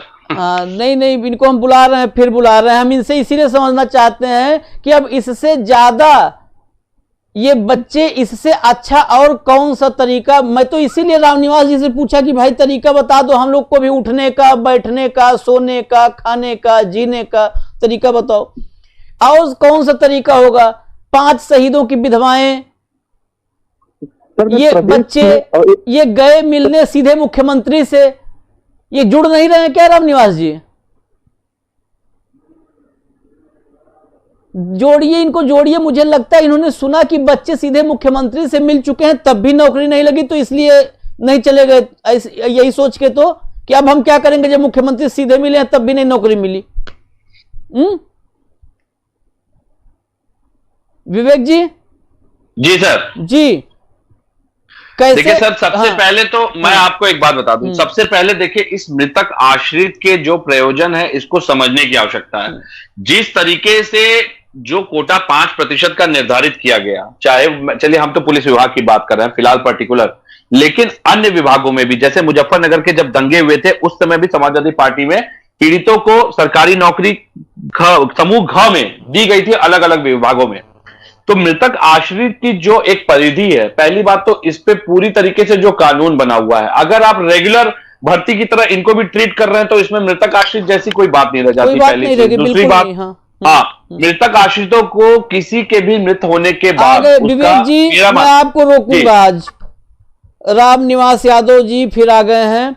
रामनिवास जी, आपने सुनी 2 बातें, एक तो वैष्णवी ने कही थी, दूसरी और वैष्णवी के एक साथी जुड़े थे, उन्होंने बताया कि वो मुख्यमंत्री जी के पास भी गए थे और वहां भी आश्वासन मिला था। वो थे, उनके 2-4 साथी थे, 4-5 जो है शहीदों की विधवाएं थी, और सभी गए थे, वहां भी मुख्यमंत्री जी ने आश्वासन दिया था। आश्वासन कब तक रामनिवास जी? हेलो, आवाज आ रही है? हाँ, आ रही है आवाज आपकी, बोलिए आप। कब तक आश्वासन? नहीं, माननीय मुख्यमंत्री से कब इनकी भेंट हुई थी? कब हुई थी आपकी मुलाकात भाई, बताइए। जोड़ो उनको, जोड़िए, आप तत्काल जोड़िए। ये लगातार ये लोग, मैं तारीख वगैरह अभी आपको आपके सामने लाता हूं, तारीख भी, लेकिन लगातार मुख्यमंत्री तक, ऐसा तो मसला है नहीं कि अभी 6 महीने में आया है। 1992 से इंतजार चल रहा है बहुत सारे बच्चों का। दरअसल आशीष जी है क्या ना कि तमाम विषय ऐसे हैं जो कोर्ट में विचाराधीन हैं, तो जब तक कोर्ट में कोई मामला चला गया, अगर जब तक कोर्ट से कोई निर्णय नहीं होता है तब तक सरकारें करने में असमर्थ होती हैं। मैं आपको बता दूं 2017 के बाद अगर कोई मामला ऐसा है तो आप हमको बताइएगा, मैं तत्काल उसका निस्तारण कराने का काम करूंगा। मैं बता तो रहा हूँ आपको, अभी मैं आपको बता रहा हूँ, मैं निस्तारण कराने का प्रयास करूंगा। मैं आपको बता देता हूँ, चलिए मैं बता ही देता हूँ। कोर्ट में जाने का नंबर तभी तो आता है जब हमें आप लोगों से शरण नहीं मिलती है। हाँ, वैष्णवी ने बहुत सही बात कही। अब कोई नहीं बोलेगा, वैष्णवी ने बहुत सही बात कही जो मैं बताना चाहता था। रामनिवास जी, सर एक बात और कहना चाहूंगी सर, ये बताइए कि कोरोना काल में कोर्ट जो है वो कितना हम लोगों पर ध्यान दे पा रही है। हम लोग का मामला तो लंबित ही चल रहा है। नहीं, सबसे बड़ी बात है रामनिवास जी, इन्होंने जो अभी कहा कि कोर्ट तो जाते तब है जब आप लोग सुनते नहीं हो। धैर्य रखिए, धीरे धीरे स्थितियां नॉर्मल हो रही हैं और आप बताइएगा, मैं लखनऊ रहता हूं, आपकी समस्या का जो भी संभव होगा उसका निस्तारण कराया जाएगा। सर हम लोग बहुत बार विज्ञापन दे चुके हैं, इधर उधर बीजेपी ऑफिस में गए हम लोग, अधिकारियों के हम लोगों ने चक्कर काटे, मुख्यालय गए, हर जगह गए, लेकिन सबका कहना यही है कि जिसके पास जो ये हमारा काम नहीं है, ये हमारा काम नहीं, तो ये किसका काम है सर बताइए? आप ही हमें बता दीजिए कौन सा ऐसा दरवाजा जहां हम जाए तो हमारा काम हो पाएगा। आप ऐसा नहीं जैसे आप बता रहे हैं कि हम सभी जगह गए, तो सभी जगह का तो विषय अलग है, लेकिन अगर आपकी जुनून समस्या है आप हमको बताएंगे तो मैं निश्चित रूप से अगर मंत्री से भी मिल लूंगा और कहेंगे तो आपके परिजनों को मिला दूंगा, मिला के पूरी बात करा दूंगा आपकी। ठीक है, कोई नहीं, जो भी आपका कानून होगा उस पे माननीय मुख्यमंत्री जी गंभीरता से कार्रवाई करेंगे और आपकी मदद करेंगे। ठीक है रामनिवास यादव, अब हमारे साथ कृष्णकांत हैं। कृष्णकांत फोन लाइन पे हैं। कृष्णकांत, कुछ चीजें रामनिवास यादव जी जानना चाहते हैं कि आप लोग मुख्यमंत्री तक या कहां कहां गए, कब कब गए, जरा डिटेल जानना चाहते हैं। जी, तो मैं शुरू से बताता हूं कि मैं 16 मार्च 2020 को हम सभी लोग लगभग 90 की संख्या में डीजी भर्ती बोर्ड के पास हम लोग गए, वहां पर जो है अपना ज्ञापन दिए। इसके बाद हाँ बोलिए कृष्णकांत। हाँ जी, इसके बाद फिर क्या हुआ कि हम लोगों ने ये तो 16 मार्च 2020 की बात है, फिर कोरोना की फर्स्ट वेव आ गई। उसके बाद फिर हम कहीं बाहर निकल नहीं सकते थे। उसके बाद जब थोड़ा सा कुछ कम हुआ तो फिर यही हमारी पार्टी वैष्णवी दुबे जी कानून मंत्री माननीय ब्रिजेश पाठक जी को भी जाके ज्ञापन दे आई हैं। फिर इसके बाद क्या हुआ कि 21 अक्टूबर 2020 को माननीय मुख्यमंत्री जी बोले कि 566 पद मृतक आश्रितों का उप निरीक्षक में हमने दिया हुआ है, जबकि वो केवल कागजी था और ट्विटर पर वो ट्विटर हैंडल से ट्वीट भी हुआ था। उसके बाद उसका कोई भी कुछ अता पता नहीं, जमीनी हकीकत उनकी है। इसके बाद फिर क्या हुआ कि हम लोग 5 मार्च 2021 को माननीय मुख्यमंत्री जी कहीं का दौरा करके गोरखपुर में उस दिन रुके हुए थे, तो वहां पर हम लोग गए। हमारे साथी थे चंदन कुमार राय जी, मैं था और शहीद अभिषेक प्रताप सिंह की विधवा पत्नी, उनका नाम था विभा सिंह जी, वो थी, और एक गौरव कुमार सिंह जी हैं, बलिया से हैं, वो भी थे। इतने सारे लोग हम लोग गए और वहां पर विभा सिंह जी का मुलाकात अंदर जो है जनता दरबार में माननीय मुख्यमंत्री जी से हुआ। जो लेटर था वो लेटर भी मैं आपको अभी भेज सकता हूँ। उस लेटर को हमने दिया माननीय मुख्यमंत्री जी को। वहां से ये आश्वासन मिला कि ठीक है, मैं निस्तारण करवाता हूँ। और आज 3, 4, 5 महीने हो गए, अब तक कोई निस्तारण कुछ भी नहीं हुआ। ये तो हाल की बात है। उसके पहले भी हम लोग जो ज्ञापन दे आए हैं उस पर भी कोई कार्रवाई नहीं हुई। सबसे बस अब समझ गए मामला, अब समझ गए। हालांकि मुझे पता है रामनिवास जी का जवाब क्या होगा, लेकिन मैं पहले चाह रहा हूं कि रामनिवास जी अपना जवाब दे ही लें।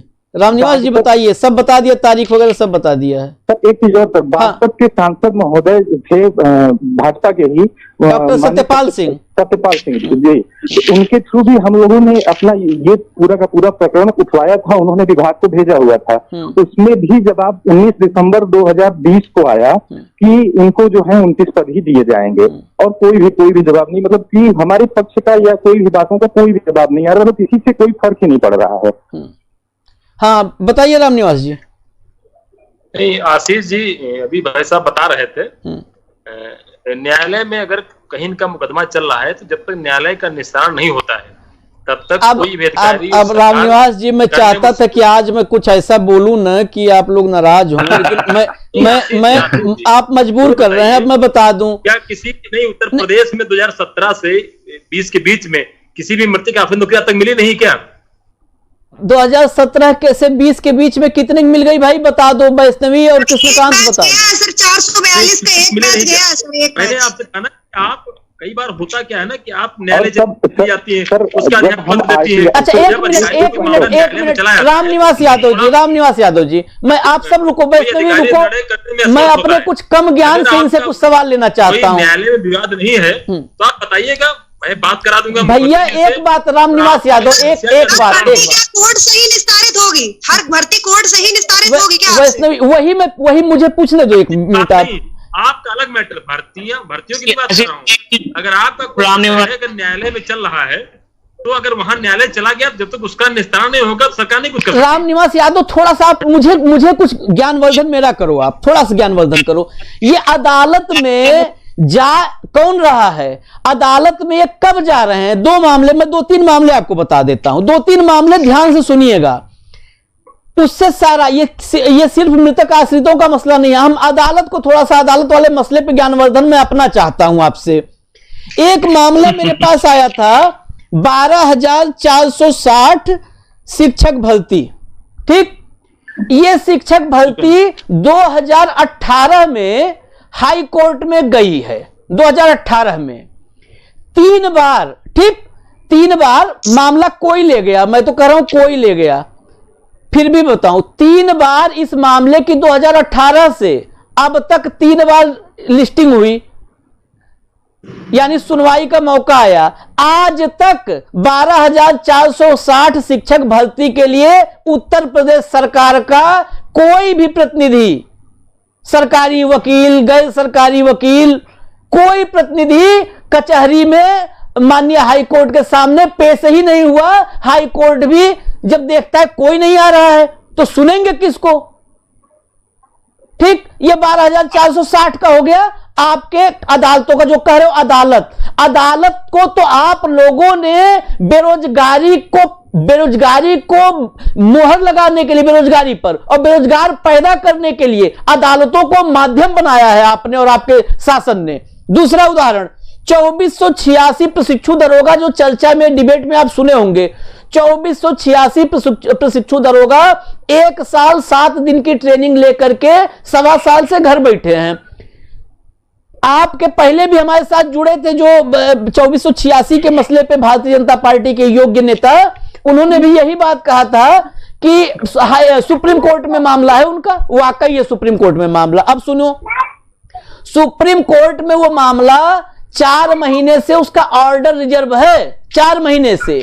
जो सरकार लॉकडाउन न लगे इसके लिए सुप्रीम कोर्ट में रातों रात जा करके सवेरे कुंडी खड़का करके दरवाजा खुलवा का आदेश ले लेती है, जो सरकार सुप्रीम कोर्ट का दरवाजा पल्ला खोल करके जैसे भी करके वहां पे फरियाद करके, तर्क देके, झूठ बोल के, कुछ भी करके जो ये लेके चली आती है आदेश कि हम पंचायत चुनाव का मतगणना होना चाहिए, शिक्षक कहते मतगणना रोक दो, आप जाके ले आते हो, वो सरकार आज तक ऑर्डर रिजर्व 2486 प्रशिक्षु दरोगाओं का जो ट्रेंड एसआई हैं उनके रिजर्व ऑर्डर को लाने के लिए आज तक सुप्रीम कोर्ट में एक बार पैरवी करने नहीं गई। उन बच्चों ने 10-10 हजार, 15-15 हजार चंदा लगा के अभिषेक मनु सिंघवी जैसे वकील की फीस चुकाई। आप उम्मीद करोगे कि वो एसआई आएंगे और नए उत्तर प्रदेश का निर्माण करेंगे ईमानदारी से? जब आप उनको ऐसे परिवेश में आप उनको संघर्ष करवा रहे हो, आप अदालत की बात कर रहे हो। और एक उदाहरण देता हूं, और उदाहरण, एक उदाहरण है, 3 करोड़ रुपए बच्चों ने अपनी जेब से लगाए हैं। एक विवेक जी, रामनिवास यादव जी, रामनिवास भाई, एक उदाहरण और देता हूं। इतनी देर डिबेट आप कर रहे हैं, हाँ, अगर कोई मामला न्यायालय चला गया है तो न्यायालय में जब 2 पक्ष हैं तो निश्चित रूप से मामला लिंगरान होता है, और आपका पक्ष जाएगा नहीं क्योंकि लिंगरान करना आपके स्वभाव में है, आपकी आदत में है, आपकी रणनीति में है। सरकार को करनी चाहिए। ट्रेनिंग करने वाले बच्चों का जो केस है वो सरकार को लड़ना चाहिए था, लेकिन सरकार के विवेक कुमार, मैं रामनिवास यादव को एक उदाहरण और देता हूँ। हाईकोर्ट से सुप्रीम कोर्ट तक लड़ाई खुद लड़ी है। मैं विवेक कुमार मैं एक उदाहरण रामनिवास यादव को और दे दूं ताकि आपकी सरकार की पैरवी ही कमजोर थी बच्चों को, इसीलिए तो अपना वकील खड़ा करना पड़ा। विवेक जी रामनिवास जी 1 मिनट रुक जाओ, एक उदाहरण और दे देता हूं ताकि पूरे प्रदेश के सामने आपका चेहरा साफ दिखे। अभी 2 बताए 3 बताए ना, एक मामला है। सुनो रामनिवास यादव, सुन लो भैया, प्लीज सुनो, प्लीज निवेदन है, नहीं तो फिर 5-7 और गिना दूंगा अगर निवेदन नहीं सुनोगे तो। यूपीएससी सो रहा है, सुनो, एक भर्ती नहीं दी अभी तक उसने। योगी जी सबसे पहले तो हम इन्हीं अधिकारियों के पास ही गए थे ना निस्तारण के लिए, तो निश्चित रूप से योगी जी सुनेंगे, उनकी सरकार सुनेगी। कोई नहीं सुनेगा, अभी आप सुनना चाहते हो, कोई नहीं सुनेगा। आप लोग जबरन बात सुनते नहीं हो, इतना चिल्ला रहे हैं, इतना अरे क्या खा रहे हैं। सरकार ने 79 बंदों को, विजय गौतम ने केस जीते थे 2019 में डबल बेंच से, आज तक एक लड़के को जॉब नहीं दी है। उनके 4.25 लाख भर्तियां हुई हैं। आप ये ऐसे 12,000 लोगों को मामला बता रहे हो, किसी के कागज गड़बड़ है, किसी के नाम में त्रुटि है, तो ऐसा पिछली सरकार तरह नहीं होगा कि फ्लूट लग गया भर्ती हो गई। हाँ मैं बता रहा हूँ, एक अंतर बताऊं, रामनिवास यादव की तरफ से एक अंतर मैं क्लियर कर दूं। नौकरी दे देती, ड्यूटी दे देती और 2 कर्मचारियों ने मुकदमा सुप्रीम कोर्ट में दायर किया, 200 वैकेंसी वो खाली हुई, 200 को भी ये नौकरी दे देती। भाई रामनिवास यादव आप अद्भुत हो, पूरे नौकरियों का केस खत्म हो जाएगा अपने यहाँ पे अगर गवर्नमेंट चाह लेती, तो उसका जो है निस्तारण किया जा रहा है। नहीं आप एक बात मैं बता दूं, एक चीज के लिए सराहना करूंगा कि पिछली सरकारों जैसा कतई नहीं होगा। आपके समय में बाप और बेटे को नियुक्ति पत्र एक साथ दिया जाएगा, इतना लंबा चलाओगे आप। शर्म नहीं आती है ये सब बताने में आपको? कैसे कहते हो आप यूपी 888 जैसा कलंक कर रहा हूं, कलंक रिकॉर्ड कर लीजिए, मेरे खिलाफ कार्रवाई करवा लीजिएगा। कलंक है यूपी 888 उत्तर प्रदेश पे, कलंक है। चयन करिए, क्योंकि आप पत्रकार है तो आपको सारे अधिकार नहीं है, वो प्रदेश के मुख्यमंत्री हैं, उनके लिए इस तरह के प्रयोग के नाम के उचित नहीं है। क्या उचित है, क्या अनुचित है बताइए, क्या उचित है, क्या अनुचित है? आशीष जी आपको लाइसेंस मिल गया क्या? किस चीज का लाइसेंस आप दे रहे हो मुझे? किस चीज का लाइसेंस दे रहे हो आपको देने का? किस चीज का लाइसेंस?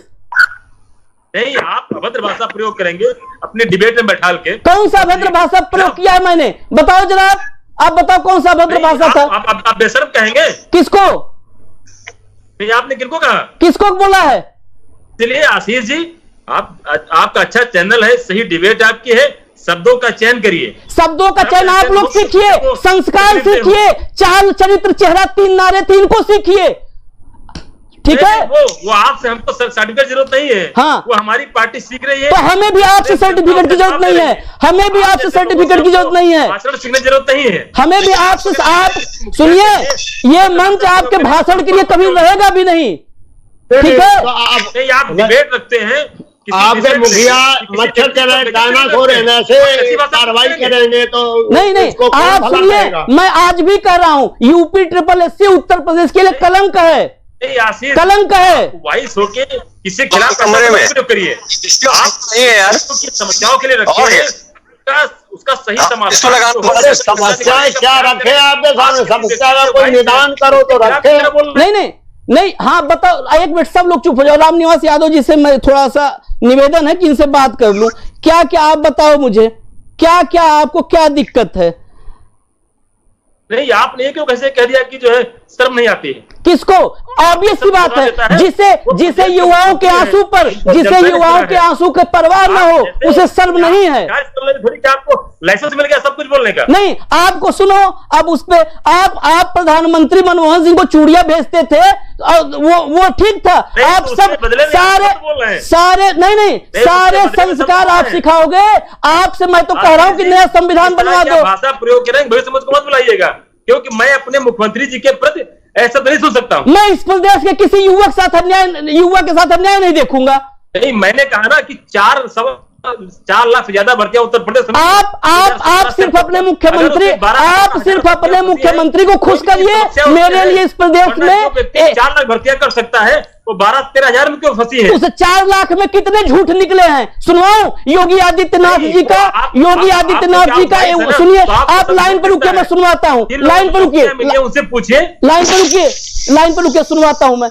योगी आदित्यनाथ जी का वो बयान सुनवाइए जिसमें 2486 प्रशिक्षु दरोगाओं की नियुक्ति की बात खुले मंच से कहे थे, और 2486 प्रशिक्षु दरोगाओं का मुद्दा हमारे मंच पे था, यहां पे वो दरोगा रोए थे, वो जरा सुनवाइए योगी आदित्यनाथ जी की वो बाइट जहां पे कहे थे। आप सुनिए, आप ये समझिए, ये डरवाइएगा नहीं मुझे, कर लीजिए जो करना, डरवाइएगा नहीं मुझे।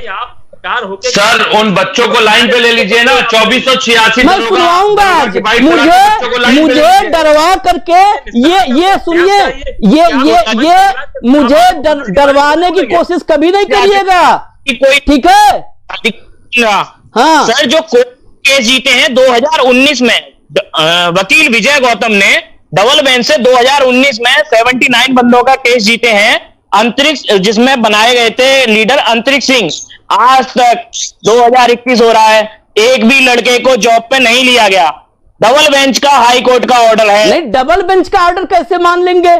बता तो रहे कि ये बहुत इनसे तरीका सीखिए आप लोग। अब ट्रिपल बेंच पे जाइए, 4 बेंच पे जाइए, बेंच के ऊपर बेंच लगा के खड़े हो जाइए आप लोग। लेकिन आप कितना आग्रह जरूर करेंगे कि आप एक बड़े प्रेस के में हैं और आप कम से कम अपनी भाषा का थोड़ा संयम रखिए। मेरी भाषा पे बहुत संयम है, मेरी भाषा पे मैं बार बार कह रहा हूं, ये घुमा फिरा के धमकाने का काम किसी और को करिएगा रामनिवास यादव जी, नहीं, ठीक है? धमका तो आप हैं भाई, आप ऐसे शब्दों का प्रयोग कर रहे हैं, शब्दों का इतना अच्छा परंपरा शुरू भी तो आप ही लोगों ने की है यादव जी। आप हैं, हम सब। अरे यादव जी मुद्दा राजनीति ना बनाइए। अरे विवेक कुमार आप रुकिए, विवेक कुमार रुकिए, मैं अभी भी कह दूं,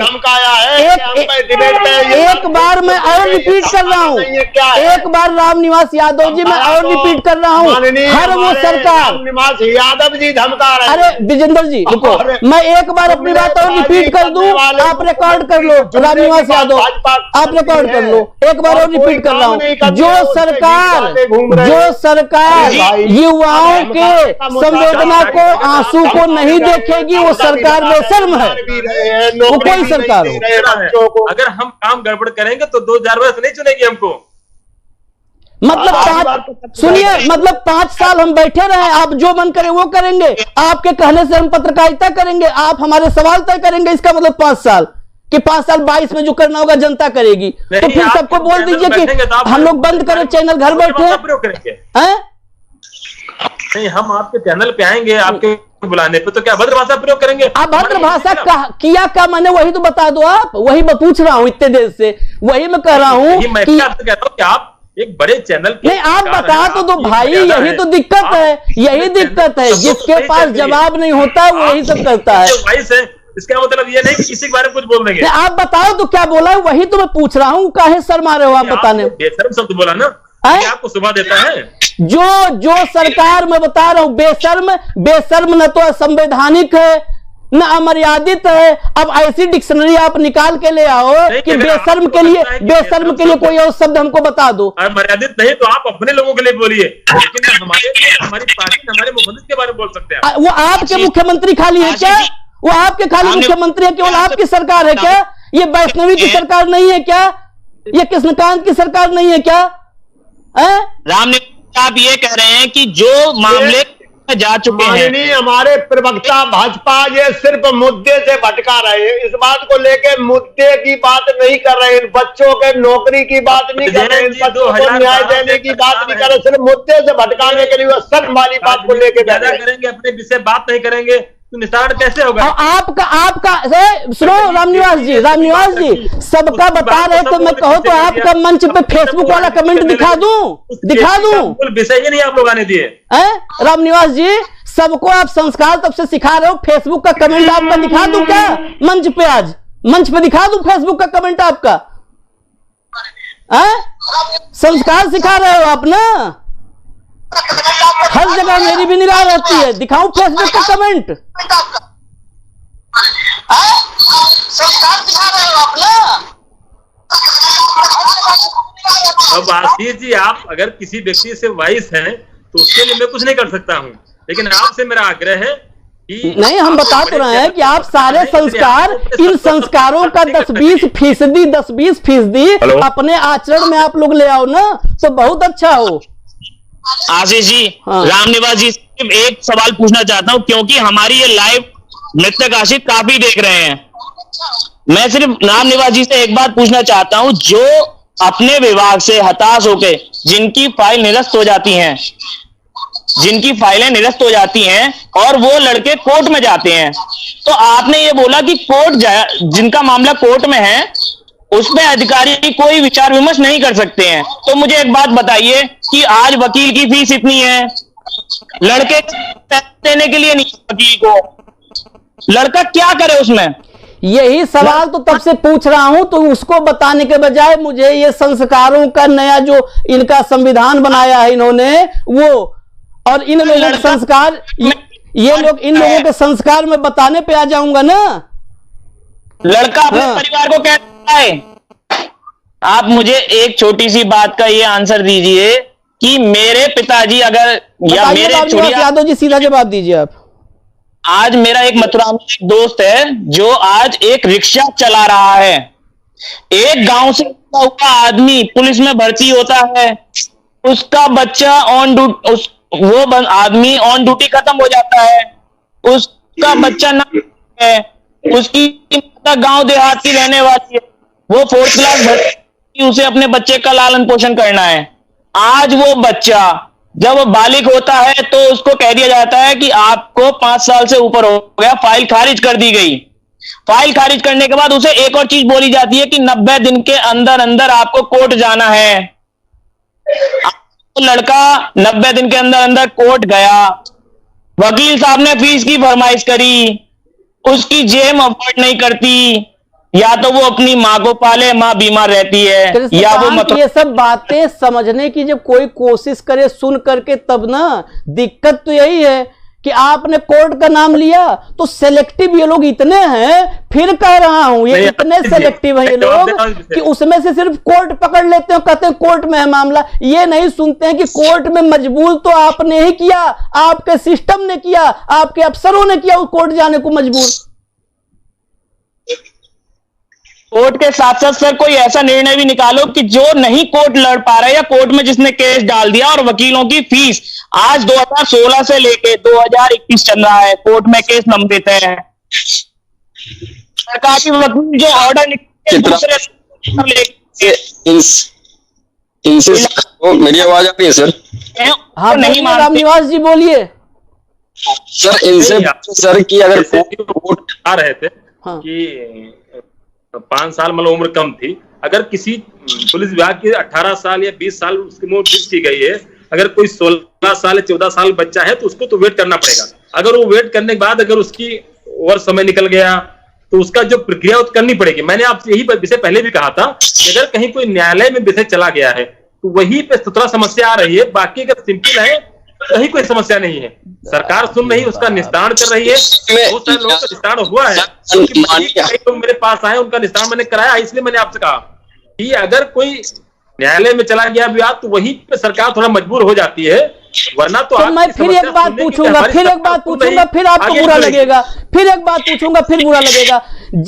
जब भारतीय जनता पार्टी के नेता रामनिवास यादव कई लोगों का निस्तारण कराने में सक्षम थे और करवा दिए, तो माननीय उत्तर प्रदेश के माननीय मुख्यमंत्री से ये बच्चे जब मिले तो माननीय मुख्यमंत्री क्यों निस्तारण नहीं करा पाए? और अगर वो बच्चे निस्तारण होने लायक नहीं था तो उन बच्चों के मुंह पे आश्वासन क्यों दिए? उनको कहना चाहिए था कि बेटा अभी मामला गलत है, आप लोग का जाओ घर बैठो, जब मामला सही होगा तो मैं अधिकारियों बोलूंगा ध्यान देंगे। तब आश्वासन क्यों दिए? जिस मामले का निस्तारण करवाने में रामनिवास यादव सक्षम है, वैसे मामले को उत्तर प्रदेश के यशस्वी मुख्यमंत्री, अब ठीक है, पूजनीय सम्माननीय योगी आदित्यनाथ जी उसका निस्तारण क्यों नहीं करवा पाए? और अगर निस्तारण नहीं करवाने लायक मामला था तो आश्वासन क्यों दिए? झूठा आश्वासन भी अपराध है राजनीतिक। बताइए अब। नहीं आशीष जी, मैंने आपसे कहा कि आप थोड़ा वाइस ना हो। मैंने आपसे कहा ना कि अगर कोई विषय है न्यायालय में है तो उसमें सरकार को थोड़ा समस्या आती है। फिर बात लेकिन अगर कोई भाई अगर विषय न्यायालय में नहीं है, मैंने आपसे कहा करीब 4 लाख से ऊपर भर्तियां हुई हैं, उसमें 12-13 हजार लोगों का मामला है, उसमें कहीं न कहीं कोई समस्या चाहे बच्चे की तरफ से चाहे सरकार कोई अधिकारी कोई त्रुटि कर दिया हो या आई है। आपसे बहस करने के लिए और सार्थक बात करने के लिए बूस्टर डोज लगवाना पड़ेगा मुझे। कोई सरकार को समस्या होती तो इतनी बड़ी भर्तियां हुई तो न करती। श्रीनिवास जी मैं आपसे समस्या फंसी है, मैंने एक चीज का आग्रह जुटा कि अब तक गड़बड़ी हो गई तो उसका नहीं कर रहा है। पिछले 10 साल से 15 साल से लीजिए आप राशन नहीं निकलता है, तब सरकार के सामने समस्या है और अगर कोई जुनून है, न्यायालय में विवाद नहीं है तो मैं आपसे वादा करता हूँ आपके मंच से उसकी समस्या का निस्तारण मैं करा दूंगा लखनऊ बैठ के। सर वो तो आप उनका निस्तारण कराएंगे? कम से कम 5000 एप्लीकेशन है, 5 साल मृतक होगी। अगर न्यायालय में विचाराधीन वो नहीं है तो उनका अगर सही तरीके है तो उनका हो जाएगा निस्तारण। ये माना सर और आदेश भी दिया सर, और सर आपको निर्देशित भी किया। आप देख लीजिएगा 2019 में आप हमको व्हाट्सएप नंबर दीजिएगा, मैं आपको साक्ष्य प्रस्तुत कर दूंगा सर। आप देख लीजिएगा कि सर किस तरह से सरकार को कहा था, निर्देशित किया था कि और उन्होंने माना था कि आंख मूंद कर शासन में फाइलें लिस्ट की जाए। रामनिवास जी का व्हाट्सएप मोबाइल नंबर सब मैं आप लोगों को प्रेषित करूंगा। इसके बाद आशीष जी के पास है हमारी सारा हाँ सर, इसके बाद रामनिवास यादव को आप लोग एकदम पकड़ लीजिए मजबूती से। होगा विचाराधीन नहीं है सर, विचाराधीन अगर है तो सर आपके खुद शासन में विचाराधीन है।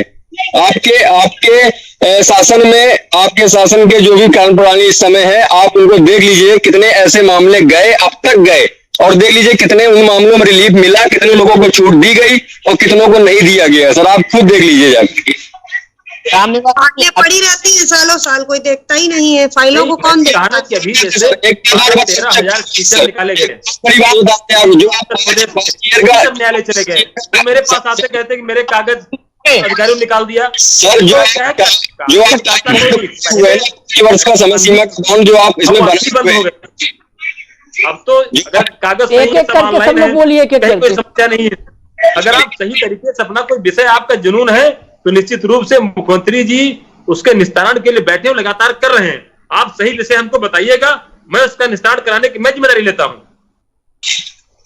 सर 2019 में हमारा अध्याचन बना था, तब से निस्तारण हम लोगों ने इतनी जगह ज्ञापन दिए हुए हैं, अभी तक निस्तारण नहीं हुआ। वैष्णवी अब रामनिवास यादव जी का आप सभी जितने हो 100, 200, 500, 1000, 2000 मैं नंबर दूंगा, सब आपस में कर लेना शेयर नंबर। रामनिवास जी सबके मामले का निस्तारण करवाएंगे, ठीक है सर हमारी बात सुनिए सर। सर देखिए हमारा कहना ये है कि सर मध्य प्रदेश में भी यही बीजेपी ही सरकार है, ठीक है सर। अभी कुछ समय पहले का मामला है, एक सब इंस्पेक्टर साहब जो थे वो वहां पर उनकी मतलब ऑन ड्यूटी उनकी डेथ हुई थी सरकार की 13 दिन के अंदर उनके यहाँ उनकी पुत्री को सेवा आयोजित करा गया सर, ठीक है। तो हमने भी यहाँ पर सर अगर हमारे मतलब एक तरीके से मुख्यमंत्री जी हैं, उनको भी कुछ विश्वास की ही वजह से उनको वहां तक बैठाया, हम ही लोगों ने चयनित कर हम ही नॉर्मल पब्लिक ने उनको चयनित करके वहां तक पहुंचाया है सर। तो अगर वो हमारी ये प्रॉब्लम नहीं सुनेंगे तो सर सुनेगा कौन, ये बताइए सर। रामनिवास जी एक बात बोलना चाहता हूँ मैं, बीजेपी सरकार जो दूसरे प्रदेश में है वो कार्य कर रही है, वो 13 दिन में नियुक्त कर रही है। सर हम लोग यहाँ पर 10-10 साल से लोग भटक रहे हैं, इस दर के उस दर के हमारी नहीं सुन। रामनिवास यादव जी बोलिए। रामनिवास यादव जी बहुत महत्वपूर्ण बात वैष्णवी ने कहा कि जो सर ये बताइए हमारा भला तो किसी सरकार में नहीं है, हमारा भला तो किसी सरकार में नहीं है। 2015 में सपा सरकार ने नियमावली ही पूरी बदल कर रख दी, कंपैशनेट अपॉइंटमेंट को बस एक नाम मात्र का कर दिया। रामनिवास यादव को बोलने दीजिए, आप बोलने जवाब दे दीजिए। एक पॉइंट और सर इस सरकार में हमें 29 पद दिए गए, तो सर हमारे लिए कौन सी सरकार अच्छी है जो हमारे भले में बात करे, बताइए। नहीं वैष्णवी जी, जैसे आपने मध्य प्रदेश का उदाहरण दिया तो वहां पे जैसे वो मतलब शहीद हुए हमारे वीर जवान, उनकी बेटी या बेटे जो भी उसकी उम्र उस समय होगी वो इजबिल होगी, उनकी हो गई। कई बार होता क्या है कि हमारा व्यक्ति मतलब आज तक रामनिवास जी उत्तर प्रदेश में किसी भी मृतक या शहीद का बच्चा बात एलिजिबल नहीं था। आप बीच में हमको डिस्टर्ब करते हैं। मैंने विषय कहा कि अगर इस समय मतलब हमारे शहीद की किसी की शहीद हुआ उस समय अगर बच्चों की उम्र नहीं है, उस एलिजिबिलिटी है, तो उसमें समस्या आती है। मतलब 5 साल 6 साल मतलब हो गया, अभी जो 5 मैं एलिजिबिलिटी वालों की कह रहा हूँ, उनका बता दो आप। एलिजिबल जो है उनका तुरंत हो जाता है बिना दिक्कत के। नहीं, मैंने कहा आपसे ना कि 17 के बाद जो बहुत सारे लोगों का हुआ है जो एलिजिबल हुए हैं, जिनकी उम्र सही है और जो उसकी मतलब क्वालिफिकेशन है, अगर वो पूरी है तो उसका हुआ है। सर हमारे समय पे तो मेन मुद्दा पदों का है ना, पद हमारे कहाँ गए हमारे पद। अब ये 2014-15 से परेशान है तो कहीं न कहीं कुछ समस्या रही होगी, इसीलिए। वरना ऐसा नहीं है कि सरकार 10-12 हजार लोगों के लिए या 5-6 हजार लोगों के लिए इतना बड़ा जहमत उठाएगी, क्योंकि सरकार को नियुक्ति करना है, सबकी नियुक्ति कर रही है, आपको भी करती। लेकिन कहीं न कहीं समस्या तभी रुकी है। और आप अगर उसको मिलकर अगर बता देंगे पूरा विषय, मैं मुख्यमंत्री जी के सामने रख के उसका निस्तारण करा दूंगा। चलिए ठीक है। और किसी कोई सवाल लेना है? कोई सवाल किसी का है? रामनिवास जी, कोर्ट में जिन लड़कों के केस चल रहे हैं और वो कोर्ट में वकीलों को पैसे देने लायक उनकी स्थिति नहीं है, तो क्या वो कोर्ट से अपना एप्लीकेशन वापस लेके और विभाग दोबारा एप्लीकेशन दे सकते हैं? तो सरकार की सुनेगी तो अधिकारी उनके सुनेंगे। क्या आश्रितों के लिए ये मदद सकती है? नहीं, अगर उनका मामला जुनून है तो निश्चित रूप से अधिकारी भी सुनेंगे, सरकार भी सुनेगी हमारी। चलिए, और किसी कोई सवाल है? मेरा सवाल है हाँ, प्रवक्ता जी से मेरा सवाल है कि क्या प्रवक्ता जी बताएंगे हमको कि उत्तर प्रदेश की तो उत्तर प्रदेश के पुलिसकर्मियों के लिए आपने कहा कि मैं निपटा दूंगा, और उत्तर प्रदेश में जो सीआरपीएफ के जवान हैं, आईटीबीपी के जवान हैं, सीबीआई के जवान हैं, यदि उनके परिवार में मृतक आश्रित को परेशानी है, उनको भी क्या आप गृह मंत्री अमित शाह जी से निपटाएंगे? नहीं, निश्चित रूप से अगर मामला सही है तो वहां भी निपटेगा मामला आपका। ठीक है। अगर और कोई वास्तव देवेश, बस हो गया, वहां भी निपट जाएगा, वहां भी निपट जाएगा, बस ठीक है, वहां भी निपट जाएगा, ये अच्छी बात है। देवेश मोहन मेरे साथ शायद जुड़े हुए हैं।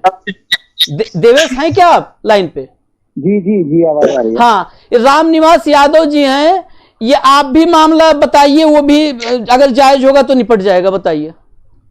जी मैं सबसे पहले बता दूं, सबसे पहले मंच पे सभी मौजूद वक्ताओं को मेरा नमस्कार। और मैं मेरा नाम देवेश मोहन है। मैं यूपीएसआई 2016 वैकेंसी का एक एसआई कैडेट हूं, जो 1 साल की ट्रेनिंग करके लगभग 1 साल से घर बैठा हुआ हूं। और घर बैठने का सबसे बड़ा रीजन मेरा ये है कि जो कोर्ट में लिटिगेशन है, जो कोर्ट में पेंडिंग है मैटर्स को, 2019 से केस चल रहा है, 2019, 2020, 2021 लगभग 2-2.5 साल से वहां पे केस चलने के बावजूद हम 2400 में से 2037 कैंडिडेट जो हर एलिजिबिलिटी को पूरा कर रहे हैं, और भर्ती बोर्ड द्वारा जारी लिस्ट में हम 2486 कैंडिडेट का नाम है, स्टिल हम 1 साल से घर बैठे हुए हैं। और मैं आपको बता दूं कि हमने इसी, अगर कोविड का बहाना लगाया जाता है कि कोविड है, सिचुएशन अनुकूल नहीं है, तो इसी कोविड में हमने अपने 3500 रुपए के स्टाइपेंड में ड्यूटीज की हैं, और हम अपनी पुरानी नौकरियां छोड़ के इस नौकरी में आए हैं। कोई हमारे साथ सीआईएसएफ से छोड़ के आया, कोई सीआरपीएफ से, और सारे अच्छी जॉब, यानी कि 4200 ग्रेड पे से ऊपर की जॉब, कोई स्टेशन मास्टर की जॉब छोड़ के आया है, तो दैट कि वो अपनी स्टेट, अपने राज्य में अपने परिवार के साथ रह सके और प्रदेश की सेवा कर सके। ठीक है, इतना सब कुछ होने के बावजूद अब हम लोग 1 साल से घर बैठे हुए हैं चित्रांशु जी, और सब बस 3 महीने से हमारा 5 फरवरी 2021 से हमारा जजमेंट रिजर्व है कोर्ट में। उसके बाद भी हम लोग 2 बार लिटिगेशन, 2 बार एसएलपी रिट डाल चुके हैं कि हमारा जजमेंट जल्दी डिलीवर कर दीजिए, लेकिन सिर्फ ये प्रयास हमारी तरफ से है, बाकी कहीं कोई प्रयास नहीं हो रहा है। और हमारी ना प्रशासन सुन रहा है, ना सरकार सुन रही है, ना ही माननीय सुप्रीम कोर्ट सुन रहा है। तो आप बताइए कि हम इस परिस्थिति में हम क्या करें? लोग नौकरी छोड़ के आए हैं, लोग एक्सपायर हो रहे हैं, जैसे कि मैंने शशांक का मैटर बताया, वो 1 साल ट्रेनिंग करने के बाद 1 साल से घर बैठा रहा और कोविड में उसकी डेथ हो गई, एक्सपायर हो गया। और ऐसे ना जाने कितने शशांक कोरोना की भेंट चढ़ जाएंगे, ब्लैक फंगस की भेंट चढ़ जाएंगे, और हम लोग जो प्रदेश की सेवा करना चाहते हैं वो, और 1 साल से जो हमने ट्रेनिंग प्राप्त की है, प्रशिक्षण प्राप्त किया है, वो ट्रेनिंग सब हमारा व्यर्थ चला जाएगा। आप बताइए। ठीक है, बताइए रामनिवास जी। नहीं, मामला न्यायालय क्यों गया है उस वक्त बताया नहीं आपने कि मामला हम क्यों न्यायालय ले गए? बताइए देवेश, इनको मामला क्यों न्यायालय गया है, बताइए। जी न्यायालय जी मामला ऐसे गया है, जब 3 फरवरी 2019 में जब हमारी सेलेक्ट लिस्ट आती है तो उसमें हम 2486 कैंडिडेट की लिस्ट आती है, ठीक है। उसमें कुछ कैंडिडेट ऐसे थे जो हर एलिजिबिलिटी को पूरा कर रहे हैं, कुछ कैंडिडेट ऐसे थे जो एक्चुअली हमारे में था 4 सब्जेक्ट थे, जीएस, रीजनिंग। कुल मिलाकर शॉर्टकट में समझिए कि 200 बच्चे ऐसे हैं, 200 बच्चे जो ये बता रहे हैं कि हम भी एलिजिबल हैं। जी 200 नहीं होंगे, मैं तो कह रहा हूँ 6500 में से 2486 की लिस्ट है। बाकी जितने भी कैंडिडेट हैं जिन्होंने भी लिटिगेशन डाला है, मैं उनके ऊपर कोई कमेंट नहीं करना चाहता। हम बस अपनी एलिजिबिलिटी को पूरा कर रहे हैं। हमने एग्जाम दिया, भर्ती बोर्ड द्वारा जारी लिस्ट में हमारा नाम था। उसके बाद हमें ट्रेनिंग पे भेजा गया, हम लोग खुद ट्रेनिंग पे नहीं गए, हमारे लिए ज्वाइनिंग लेटर आया कि आप ट्रेनिंग पे जाइए, ठीक है। उसके बाद भी इतना कोर्ट कचहरी होता है, लिटिगेशन में मैटर फंसता है, जस्ट इसलिए कि जो कुछ कैंडिडेट जो बाहर हो गए हैं जिनको। जी अब बोलने दीजिए, अब रामनिवास जी को बोलने दीजिए। रामनिवास जी बताइए। नहीं, विषय आपका समझ में आ गया है, क्योंकि फाल्ट इसमें नहीं कि सरकार ने आपकी ट्रेनिंग कराई, आपको ज्वाइनिंग दिया। अगर कोई चला न्यायालय ने रोक लगा दी तो सरकार वहां पे मजबूर हो गई। नहीं तो ये सुप्रीम कोर्ट में कब गया मामला देवेश आपका? सुप्रीम कोर्ट में कब गया? सुप्रीम कोर्ट 2019 से सर, 2019 से है, जब हम लोग ट्रेनिंग करने के लिए गए थे। हमारी ट्रेनिंग शुरू हुई थी 23 जून 2019 से। हाँ। और ये मामला सितंबर 2019, उससे पहले हाईकोर्ट में चला और सितंबर 2019 से ये सुप्रीम कोर्ट में पेंडिंग है। और ये हम लोग ने इसकी पैरवी की, मैं आपको पहले भी बता चुका हूँ कि कितने महंगे महंगे वकीलों को ले जाके हमने पैरवी की इस केस की, इतना पैसा खर्च किया। उसके बावजूद सर हम लोग अच्छा एक चीज और बस यहीं पर रोकूंगा देवेश। एक रामनिवास जी और सोचने का विषय है कि भर्ती प्रक्रिया सरकार और शासन ने किया, ठीक है। लिटिगेशन जो शब्द है इसमें थोड़ा और मेरा ज्ञानवर्धन करिए। सरकार और शासन ने किया था प्रक्रिया पूरी, ये प्रक्रिया देवेश मोहन ने तो की नहीं थी ना रामनिवास जी? जी नहीं, देवेश मोहन ने तो नहीं प्रक्रिया की थी। पूरी प्रक्रिया आपकी सरकार और आपके शासन ने की। उस प्रक्रिया पर कुछ लोग असंतुष्ट हुए, वो कहे हम भी योग्य थे और वो कोर्ट चले गए। यानी आपकी प्रक्रिया पर उन्होंने उंगली उठाया, उनकी उंगली देवेश मोहन पर नहीं थी, उनकी उंगली आपकी प्रक्रिया पर थी। तो कोर्ट में मुकदमा लड़ेगा कौन? हमारी प्रक्रिया अगर हमारी प्रक्रिया पे होती तो देवेश मोहन जी को ज्वाइनिंग लेटर नहीं मिलता, इनकी ट्रेनिंग न होती। अरे भाई आप गजब बात करते हो रामनिवास भाई। आपकी प्रक्रिया पे नहीं है तो क्यों कोर्ट गए वो बच्चे? वो इसलिए थोड़ा गए कि देवेश मोहन ने 1 बीघा उनका खेत लिखवा लिया था। वो तो आपकी जो प्रक्रिया भर्ती प्रक्रिया थी उस पे सवाल खड़ा करते हुए गए हैं ना भाई। आप अद्भुत बात रामनिवास भाई करते हो। मतलब एकदम आदमी सामान्य अगर थोड़ा सा भी कंट्रोल न करे तो बेहोश हो जाए, चक्कर आ जाएगा उसको। चित्रांशी जी मैं बता दूं कि अगर गवर्नमेंट चाहे तो उन 200 व्यक्तियों ने कहा कि हम भी फिट फॉर हैं, तो उनको भी फिट फॉर मानते हुए तो भी इनकी आमद हो जाएगी, उनको भी आमद कर ली जाए तो भी कोई दिक्कत नहीं है। मैं एक बात जानना चाह रहा कि उन 200 देवेश से मैं पूछता हूँ, फिर कोर्ट लोग चले जाएंगे। एक मिनट देवेश से पूछता हूं, नहीं देवेश से। देवेश जो बच्चे गए हैं कोर्ट में, वो आप लोगों से उनका कोई बैरभाव है या सरकार की प्रक्रिया पर सवाल है, उनके चयन पर सवाल है, सरकारी प्रक्रिया पर है या आप लोगों से कोई बैरभाव है? वो जरा रामनिवास भाई बताइए। नहीं सर, वो कैंडिडेट भी उन्होंने भी हमारी तरह ही मेहनत करके एग्जाम दिया था, उनका हमसे क्यों मनमुटाव होगा? कुल मिला के जो प्रक्रिया हुई उसी पे तो गए ना भैया कोर्ट। तो रामनिवास जी कह रहे हैं कि उसमें अद्भुत, मतलब कोई आदमी तर्क को खुदकुशी कर लेगा। ट्रेनिंग हुई और इनको ज्वाइनिंग लेटर मिला, क्या सरकार को किसी कर्मचारी को पैसा दिया है? को पैसा अगर हमारा मन साफ न होता, हमने सही तरीके से भर्ती की। अब जो बाहर हो गए उस प्रक्रिया से, वो कोर्ट चले गए, कोर्ट से स्टे हो गया तो सरकार हमारी रुक गई। जैसे कोर्ट में कौन लड़ेगा? कोर्ट में कौन पक्ष रखेगा? कौन रखेगा बताइए आप?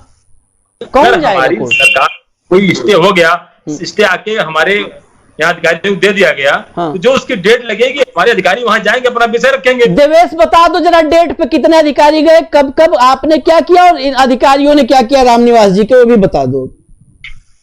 सब 2-2 साल में तो काउंटर जमा होता है, 2-2 साल लग जाते हैं, विभाग काउंटर जमा दिक्कत क्या है रामनिवास जी जैसे, मैं अब फिर कह रहा हूं, एक बार अगर वो योगी जी वाला सुना देते तो बड़ा अच्छा था, कंट्रोल रूम माननीय मुख्यमंत्री जी वाला भी सुना देते। ये कुल मिला के 1 घंटा बात कर लो, 2 घंटा, मैं अभी भी कह रहा हूं इनकी कोई संवेदना नहीं है, ये खाली कुल मिला जुला के हमको बताइए। तो हम ये भी कहेंगे, आप लोग से निवेदन करेंगे कि रामनिवास यादव जी का नंबर लीजिए ऑफिस से और इनसे संपर्क करिए। ये लगातार जो सबकी समस्याओं का निस्तारण करने की बात कर रहे हैं, आप सब संपर्क करिए। 1 हफ्ते बाद हम लोग आपसे संपर्क करेंगे कि कितना निस्तारण हुआ है, हफ्ते 10 दिन में हम पूछेंगे। मतलब कोई भी, मैं हमेशा कहता हूं कि तर्क की बात तर्क से करो, तो तर्क की बात कुतर्क से करने के आप लोग अभ्यस्त हो चुके हैं। ऊपर से मैं फिर बार बार एक बात कहता हूं, आखिरी में कह के चलूंगा, जिस बात पे बार बार आपत्ति होती है उस बात को दोबारा, जिस सरकार में, जिस हुकूमत में, वो आज आपकी है कल किसी और की होगी, तब भी लिख लीजिएगा डेट तारीख, तब भी ऐसे ही मुझे देखेंगे आप। जिस सरकार, जिस हुकूमत में युवाओं का दुख है, दर्द, पीड़ा, आंसू, इनको देखा न जाए, सिर्फ आश्वासन हो, उस सरकार में, उस सिस्टम में शर्म की जरूर कमी है। क्योंकि शर्म, 4 सालों में 4 लाख से ज्यादा भर्तियां हुई हैं। अरे भैया, आप कितनी भर्तियां हुई? आप आज ही तय कर दो। सुनो 1 मिनट, आज ही आप तय कर दो। मैं अभी बता रहा हूं, फिर जाते जाते बार बार आप कहे चाह रहे हो कि हम और कुछ बताएं और चीजें। कल ही टाइम तय कर दो, 4 घंटा बैठूंगा। यूपी SSSC की 2 दर्जन भर्तियां हैं, आपकी सरकार में 1 को भर्ती अंजाम तक नहीं पहुंची है। आपकी सरकार में 1 दर्जन भर्ती निकली है, जिसमें जो विज्ञापन संख्या 1 है उस तक की भर्ती पूरी नहीं हुई है। ठीक है, यूपी SSSC की सबको 2 दर्जन है, 2 दर्जन अलग अलग विज्ञापनों के, हर विज्ञापन के अभ्यर्थी को बैठाऊंगा आपके सामने और सब आंकड़े आपके सब सामने आ जाएंगे, सब कल ही खुल जाएगी। सर 2 मिनट का टाइम मैं चाहती हूँ सर, 2 मिनट का। मैं एक बात बता दूं, एक और विषय है इनकी जानकारी के लिए। कल विषय था प्राविधिक सहायक कृषि के 2059 पद हैं। आपकी सरकार का निकाला हुआ पहला विज्ञापन था, पहला विज्ञापन, ठीक 2018 में आया पहला विज्ञापन था। हमारे निकले वो सब पहले ही निकले हैं। 4 लाख भर्तियां हुई हैं, ये भर्तियां हुई नहीं है क्या? बता तो रहा हूं, अभी उसी को जोड़वा रहा हूं, वही जोड़वाने के लिए सुना रहा हूं अभी आपको। अरे भाई निकालो योगी जी वाला, भर्तियों वाला निकालो, बाइट सुनवाओ जल्दी, कंट्रोल रूम सुनाओ। तो उदाहरण बता दूं, आपके समय की निकली भर्ती 2059 भर्ती थी प्राविधिक सहायक कृषि की। 18 सितंबर, शायद आपने सुना नहीं, लेकिन आप सुन के भी आप बहुत मतलब मजे हुए नेता हैं, आज मैं तो ये मान गया। 2059 भर्ती पे आपके कृषि मंत्री सूर्य प्रताप शाही, प्रदेश के मुखिया माननीय योगी आदित्यनाथ, इन लोगों ने ट्वीट किया है, ट्विटर पे मौजूद है, आज भी आपको फोटो उसका ही भेज दूंगा योगी जी के ट्विटर अकाउंट पर। उन सबको 18 सितंबर को शुभकामना दी कि आप लोग जाइए नए उत्तर प्रदेश का निर्माण का काम करिए। कल दिखाए थे वो उत्तर प्रदेश का निर्माण का काम, पता है कैसे कर रहे हैं, वो बाइट भी भेज दूंगा। सिक्योरिटी गार्ड की नौकरी कर रहा है बच्चा, सिक्योरिटी गार्ड की नौकरी, सिक्योरिटी गार्ड की वर्दी पहन के एटीएम या बैंक के बाहर बैठा हुआ है, इंतजार कर रहा है कि ज्वाइनिंग लेटर मेरा आ जाए, और शुभकामना आ गई है 6 महीना पहले ट्विटर पे। और उसके बाद भर्ती प्रक्रिया सुप्रीम कोर्ट और हाई कोर्ट को दे दी जाए, सबसे बढ़िया भर्ती हाई कोर्ट सुप्रीम कोर्ट को ही दे दीजिए। तो सरकार क्या करेगी, शासन क्या करेगा? मेरा कुछ कहना है इस पर सर। ये यादव जी अभी जो है अभी कह रहे थे कि कोर्ट में मतलब अभी मामला है तो हमारे तारीखें लगेंगी, तो हमारे जो अधिकारी हैं वो जाकर और उस तारीखों पर जो है वो उसका मतलब जो भी उनको जवाब प्रस्तुत करना होगा वो सब करेंगे, मतलब कार्रवाई आगे बढ़ेगी। तो सर ये बताइए, आज दिन तक किसी केस में समय पर अगर इन्होंने काउंटर लगाया होता, समय पर सारी कार्रवाई इन्हीं के अधिकारियों ने, अगर ये हमारा इतना भला चाहते हैं, इनके अधिकारियों ने कोर्ट की ही कार्रवाई में अगर हमारा साथ दिया होता तो क्या आज हम लोग नौकरी लिए बैठे ना होते सर। 2-2 साल में इनके किसी भी केस में 2-2 साल में इनका काउंटर आएगा, 2-2 साल में इनके जवाब आएंगे, भर्ती प्रक्रिया लंबित रहेगी। तो सर इसमें नुकसान किसका है? किसी का नुकसान नहीं है, सिर्फ हम अभ्यर्थियों का नुकसान है इसमें। क्या जवाब में तो सुन रहे हैं, शुरू से जवाब लेता आ रहा हूँ, कुल मिला जुला के बात यही है। हाँ, हाँ। सर एक चीज और है, सर आरटीआई में जो हमारा 2019 का बैच है, इसमें तो सबसे बड़ी मुख्य जो दिक्कत है वो यही है कि पदों की दिक्कत, पद हमें 29 मिले। सर आरटीआई में मिस इंटरप्रिटेशन करते हैं ये लोग कि 2015 से 16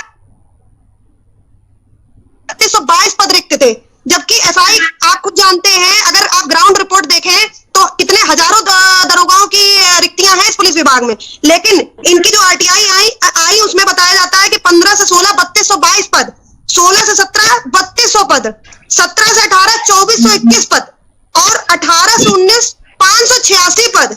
क्या इस दौरान उप निरीक्षक इतने कम, मतलब संख्या इतने पद कम रिक्त हुए? 586, किसी साल 3222 पद रिक्त हो रहे, किसी 3200 हो रहे, फिर 2421 हो रहे, फिर एकदम से 586 हो रहे, फिर अगले साल 3660 हो रहा है। ये कैसा हो रहा है? रामनिवास जी से मैं यही निवेदन करूंगा कि रामनिवास जी से आप लोग संपर्क करिए, समाधान करवाइए। समाधान नहीं होगा वैष्णवी, समाधान नहीं होगा, किसी भी पार्टी किसी भी अधिकारी के पास नहीं है। जो कुछ कोर्ट से मिल जाए वही हमारे लिए मान्य है। नहीं वैष्णवी, समाधान नहीं होगा, कुछ नहीं है, सबको अपनी रोटियां सेकनी है। मैं बता रहा वैष्णवी, बस युवाओं का कोई नहीं सोचता है सर। वैष्णवी, हमारा बुरा हर सरकार ने किया है। 2015 में आके सपा सरकार ने नियमावली बदल दी और अब हमें ये 29 पद का एक तोहफा मिला हुआ है, तो हमारे लिए तो सभी सरकार एक समान है। बस आखिरी बात जो कही तुमने बहुत सही वैष्णवी, कि सब ये सारे के सारे एक ही, ये राजनीति सियासी बिरादरी, इनमें कोई फर्क है नहीं, इनमें कोई फर्क नहीं है। कोई भी सरकार जो है वो एक बराबर है, सब सरकारें एक बराबर है। और बाकी नौकरी नहीं लग पा रही है, प्रयास आप लोग इनसे मिलकर करिए। आएगी और आगे भी रहेगी, ये चली जाएगी, उसका हम नहीं कह सकते कुछ, लेकिन किसी ने हमारा कोई किसी को हमारे दुख दर्द का लेश मात्र किसी को फर्क नहीं पड़ता। प्रयास करिए आप, मैं यही सबसे कहूंगा वैष्णवी कि प्रयास आप लोग करिए।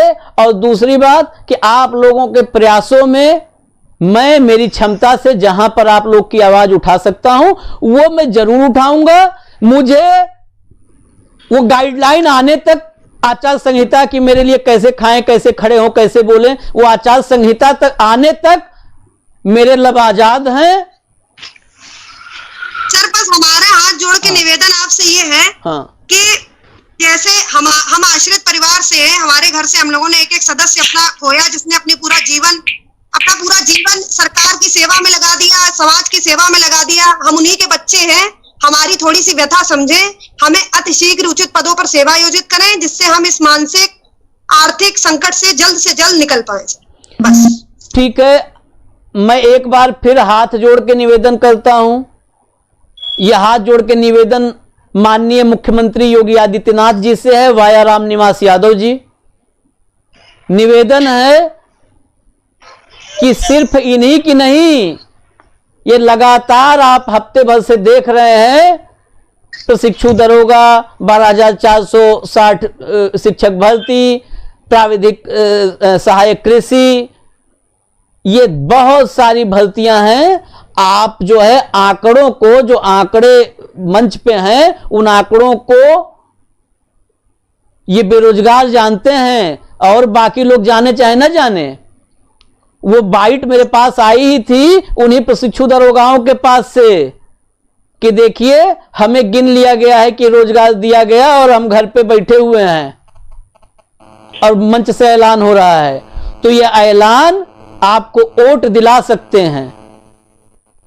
ऐलानों से मैं मानता हूं कि वोट हो सकता है आप पा जाएं, लेकिन अंतर्मन आपके अपने इस झूठ को कभी स्वीकार नहीं पाएगा।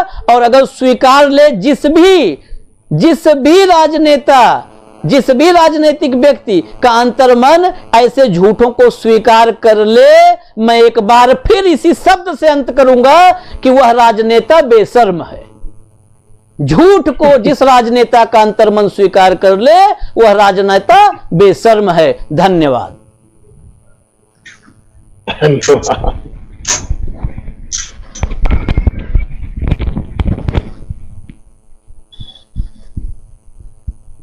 अपने आप में एक रिकॉर्ड है।